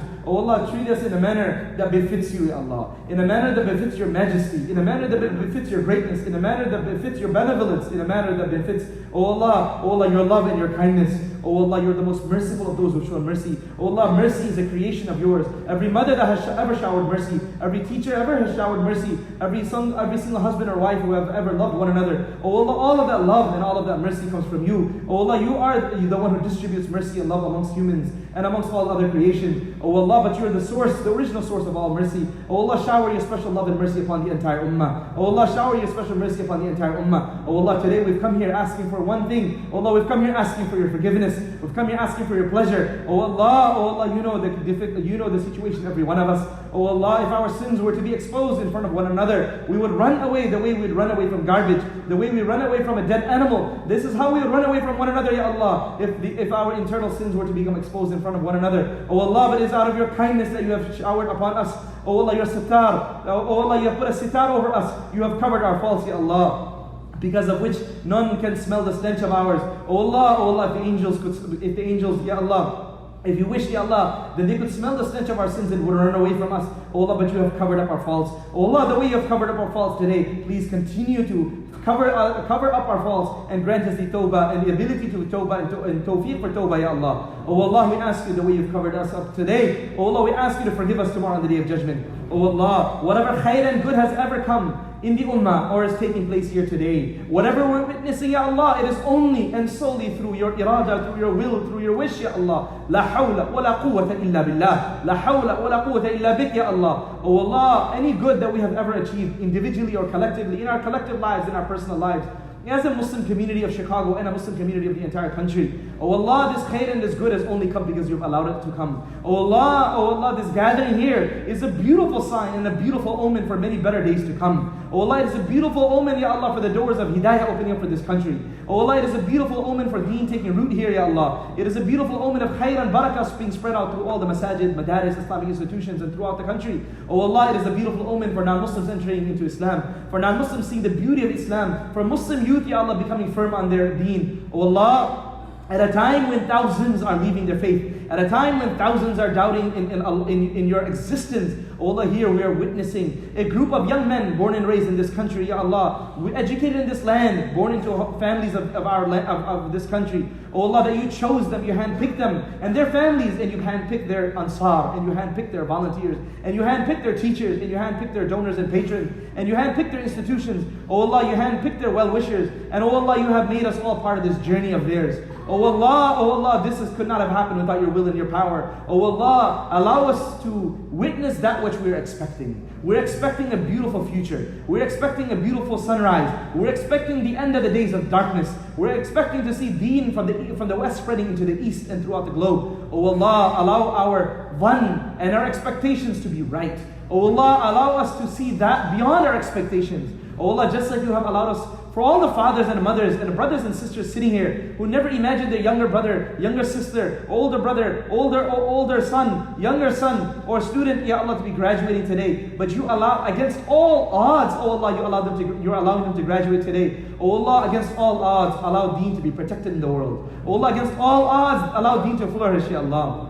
Oh Allah, in this day and age, in the area we live, where no one is willing to take the name of the Prophet ﷺ, people say his name, people disregard the Sunnah, people say it's just the Sunnah, people say the Sunnah is not important, the Hadith is important. Oh Allah, in that, oh Allah, era and environment that we are in, oh Allah, you have granted these students and their teachers the ability to teach every single Hadith of Sahih Bukhari and of Muslim and Tirmidhi and Nasa'i, Ibn Majah, Abu Dawud Sharif, Muwatta'in, oh Allah, Tahawi Sharif, and many other small books of Hadith that they have done in the past years. Oh Allah, oh Allah, oh Allah, oh Allah, just like you have allowed this place to be a garden and allowed it to be a small DarusSalam here, allowed it to become a means of all of us together as one big group of people to enter the ultimate DarusSalam in Akhirah. Allow us all to be able to enter Jannat al-Firdaus through the barakah of witnessing this Khatmul Bukhari, through the barakah of serving Hadith. Oh Allah, we've been told that by the Prophet ﷺ, when you pass at the gathering of the dhikr, then to graze to your heart's content. Most definitely this is a gathering of hadith, this is a gathering of dhikr. Allow us all to take reap full benefit from here. Oh Allah, allow us to give proper due respect to hadith. The Prophet ﷺ already prophesied the time will come where a person will be sitting on his cushion, will be sitting on his sofa, and he will be saying that we will take only what the Quran has to say and we will leave the hadith. Oh Allah, that time has come. The people are waging a war against hadith. People are waging a war against 1400 years of scholarship. People are waging a war against fiqh. People are waging a war against the righteous pious imams and scholars of the past. People are waging a war against the Sahaba. Oh Allah, save us from falling into their lot. Oh Allah, save us from falling into their lot. And allow us in this community to become the protectors of true deen. Allow us all to become the protectors and the khadims of true deen. Allow us to become truly, Ya Allah, from the family of the Prophet, from the revivers of the Prophet's Sunnah. Allow us, Ya Allah, on the day of judgment to the Prophet ﷺ, when he sees us, allow us to be hugged by him, Ya Allah. Allow us to be greeted by him with a smiling face. Allow us to be given a drink from the Holy Kawthar by him, Ya Allah. Oh Allah, for indeed we are going against what is popular. Oh Allah, we're going against the tide of times. Oh Allah, indeed it becomes very difficult when the scholarly class and when people who claim to be scholars, when people who claim to be imams across the country, oh Allah, and when people who have power and money within the Muslim community wage a war against our own deen, wage a war against our own sunnah, wage a war against traditional knowledge, wage a war against our beautiful 1400-year-old protected tradition. Ya Allah, we ask you to guide them. We ask you to guide them, Ya Allah. We ask you to guide them. Oh Allah, we ask you to keep us guided, Ya Allah. Oh Allah, keep us firm on the true sunnah of Rasulullah Sallallahu Alaihi Wasallam. Ya Allah, save us from becoming from amongst those who doubt the Quran, who doubt the veracity of the hadith, who doubt the authenticity of the hadith. Oh Allah, there are many who grew up in good homes but today are doubting Quran and hadith, who are doubting the very existence of yours, Ya Allah. Oh Allah, bring those doubters back to the deen. Remove their doubt from their hearts and minds, Ya Allah. Oh Allah, replace that doubt with conviction, Ya Allah.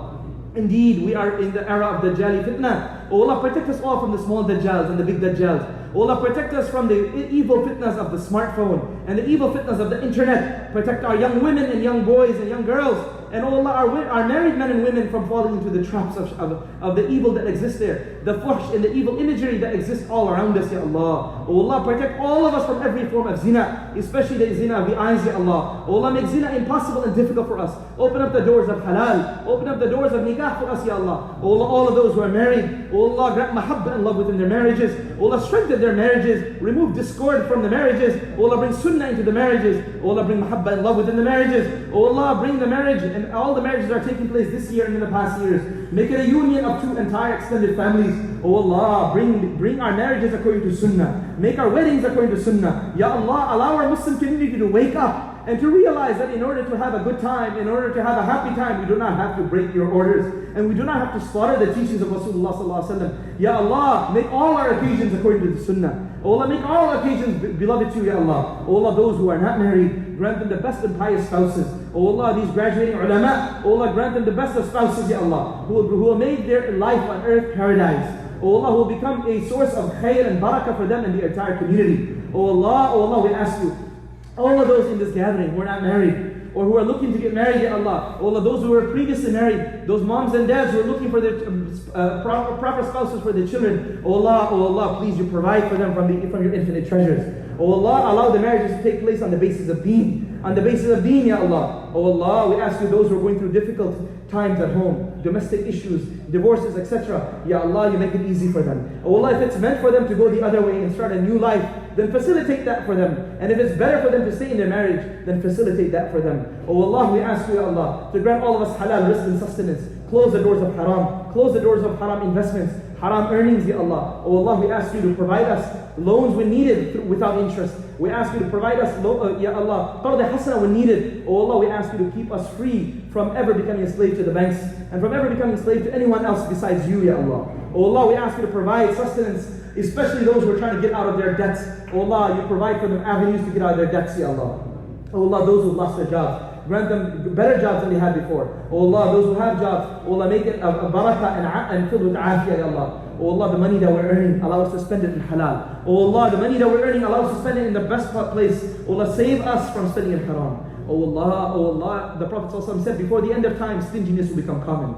Oh Allah, we ask you the way the Prophet ﷺ taught us to seek refuge in you on a daily basis. Allahumma inni a'udhu bil ajzi wal kasal wa a'udhu bil jubli wal bukhl. Oh Allah, we seek refuge in you from, Ya Allah, stinginess. Stinginess with our time, stinginess with our smiles, stinginess with our money. Oh Allah, stinginess with our resources. Oh Allah, please save us from this evil trait of stinginess. Oh Allah, save us from all other evil diseases of the heart, from lust, from becoming slaves to our lust. Oh Allah, from the desire of name and fame. Oh Allah, save us from having ill thoughts about one another, from falsely accusing one another about having bad intentions. Oh Allah, save us from having incorrect intentions. Oh Allah, save us from, Ya Allah, harboring grudges against one another, Ya Allah. Oh Allah, save us from harboring grudges against one another. Oh Allah, save us from, Ya Allah, ghiba and backbiting. Save us from namima and gossip. Save us from carrying tales. Oh Allah, grant us the akhlaq of Rasulullah sallallahu alaihi wasallam. Grant us a pure tongue. Oh Allah, allow our family to love us. Allow everyone around us to love us. Wherever we go, allow us to spread happiness. Allow us to spread goodness. Allow us to spread smiles. Oh Allah, save us from ever becoming a source of misery for our family.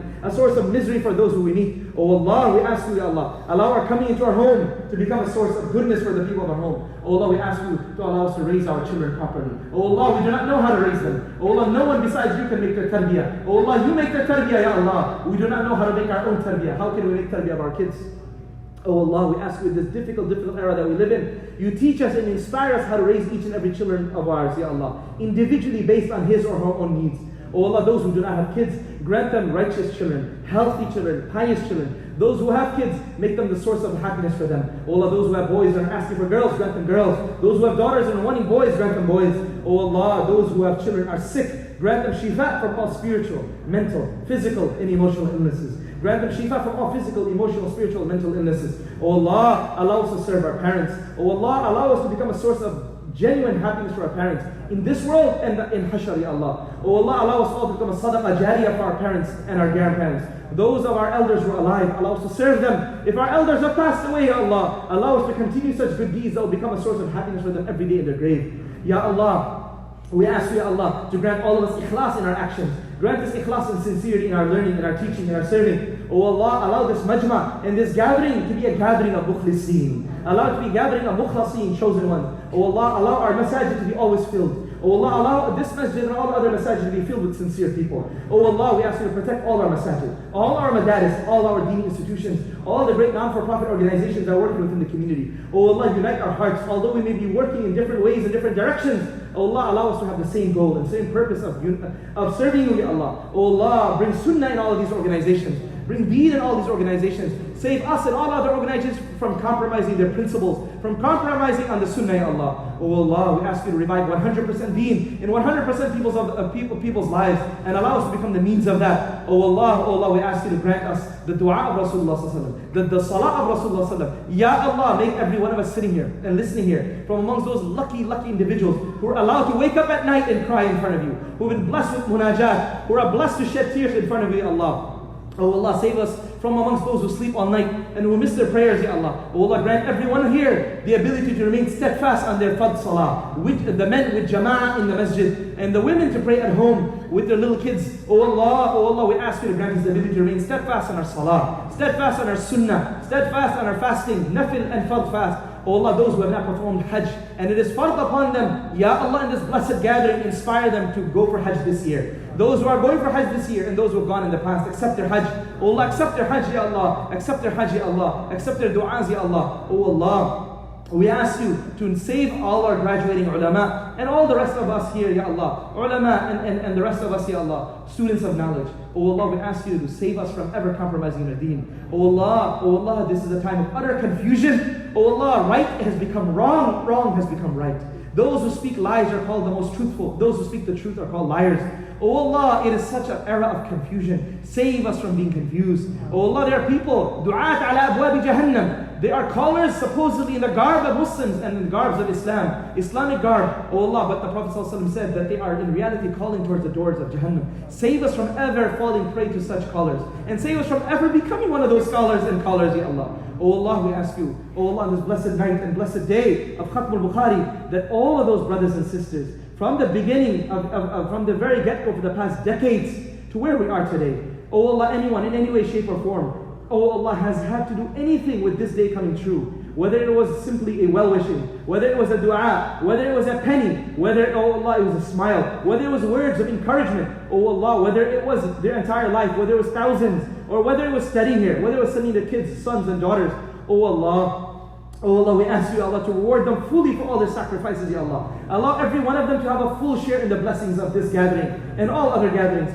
Ya Allah, make every one of us a scholar. As the Prophet ﷺ said, if not, then a full-time student of knowledge. If not, then someone who listens to the discourses of ulama. If not, then someone who loves scholarship and ulama and supports them. Save us from becoming any fifth category. That category that hates ulama. That category that hates of hadith. That category that hates students of knowledge. Oh Allah, save us from becoming of that fifth category. Oh Allah, we ask you, Allah, through the blessings of the scholars that are present here, the pious that are present here, the weak and the sick that are present here, the innocent children that are present here, oh Allah, and the sacrifice of those who came from far and wide, we ask you to accept all of our du'as. Oh Allah, we ask you to accept all of the du'as. Oh Allah, those who could not make it here, the past donors and past ansar who passed away, oh Allah, who are in their graves, oh Allah, allow them to see the rewards of this gathering. Oh Allah, our teachers who are not present here today, our shuyukh of all the teachers here who are not present here today, oh Allah, allow them to get sadaqah jariyah. If it wasn't for our parents and our asatidha, we would have never been able to witness this day. Oh Allah, reward our teachers in the best in both worlds. Oh Allah, fulfill the needs of our teachers, both related to this dunya, qabr and akhirah. Oh Allah, we ask you to protect all our madaris from the evil eye. Protect all our deen institutions from hasad, nazar, sihr, and the evil effects of shaitan and nafs. Oh Allah, save us from falling to our temptations. Save us from falling to the temptations of our nafs and shaitan. Oh Allah, protect DarusSalam from all the evil eye, from hasad and from nazar, from shaitanic influences, and from jealousy, Allah, from the plotting of those who try to plot against deen. Oh Allah, we ask you, Allah, those who are attempting to plot, those who are filled in harbor jealousy and malice, oh Allah, you are the controller of hearts. Cleanse their hearts. Oh Allah, cleanse their hearts. Cleanse their hearts and realize, oh Allah, that this is an institution that is, the sole purpose is becoming a means of people being guided towards DarusSalam al-Akhirah. Oh Allah, put the mahabbah of this institution, the students of the institution, the teachers of this institution into the hearts of the pious, into the hearts of the ulama, into the hearts of the community. Oh Allah, we ask you, all those brothers and sisters from across the country that are working alongside us and trying to serve the deen. Oh Allah, we ask you to also grant them ikhlas, also grant them acceptance, also grant them qubuliyah. Oh Allah, we ask you at this Mubarak time to grant us all the good that the Prophet ﷺ had asked for, and all the good that the Sahaba and the righteous people of the past had asked for, and the righteous people of today asking for. Oh Allah, do not deprive us because of our sins. Oh Allah, do not deprive us because of our sins. Please, Ya Allah, look at this momentous occasion when people, for thousands of people, would come to such gatherings to get their du'as accepted. Oh Allah, we rarely get an opportunity like this. We have come so that our du'as get accepted. Do not allow us to go back empty-handed. Do not let us go back empty-handed. Oh Allah, allow this new construction of the seminary to become a means of guidance, not a means of fitna. Oh Allah, make it a means of people coming closer to you, not a means of people getting further from you. Oh Allah, make it a means of people getting closer to the sunnah, not a means of people getting distracted from the sunnah. Oh Allah, we ask you to protect all our students, current and past and present, all the alumni, in all the different programs. weeknight, Hifz, Alim course, 1 year, summer, whatever programs anyone has benefited in any way, shape or form. Oh Allah, we ask you to protect them, guide them, keep them connected to the institution. Oh Allah, we ask you to allow the completion of the seminary, the new seminary to take place with afiyah and ease and comfort, Ya Allah. Oh Allah, whatever permissible desires and needs we all have, we ask you to accept them. Subhana rabbika rabbil izzati amma yasifun, wa salamun ala al-mursaleen, walhamdulillahi rabbil alameen, ameen, ameen, ameen.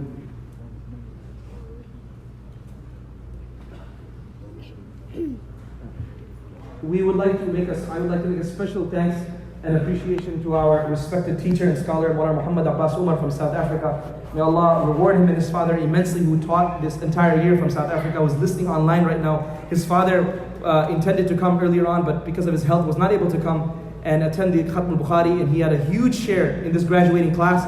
We ask Allah to reward him immensely and bless him and fulfill his needs. Please, we ask you to make your way out, and on the way out, I will just announce the fact that there is a canteen outside. If someone did not miss food, there's some leftover food for purchase. You can do so. And tomorrow will mark the start of the Arabic intensive, the 11th year of the Arabic intensive tomorrow. So be here at 7:45 if you wish to join us. Those who would like to dedicate a break to a loved one, you can do so right now outside. If not, visit us on July 14th. Inshallah, tabarak wa ta'ala.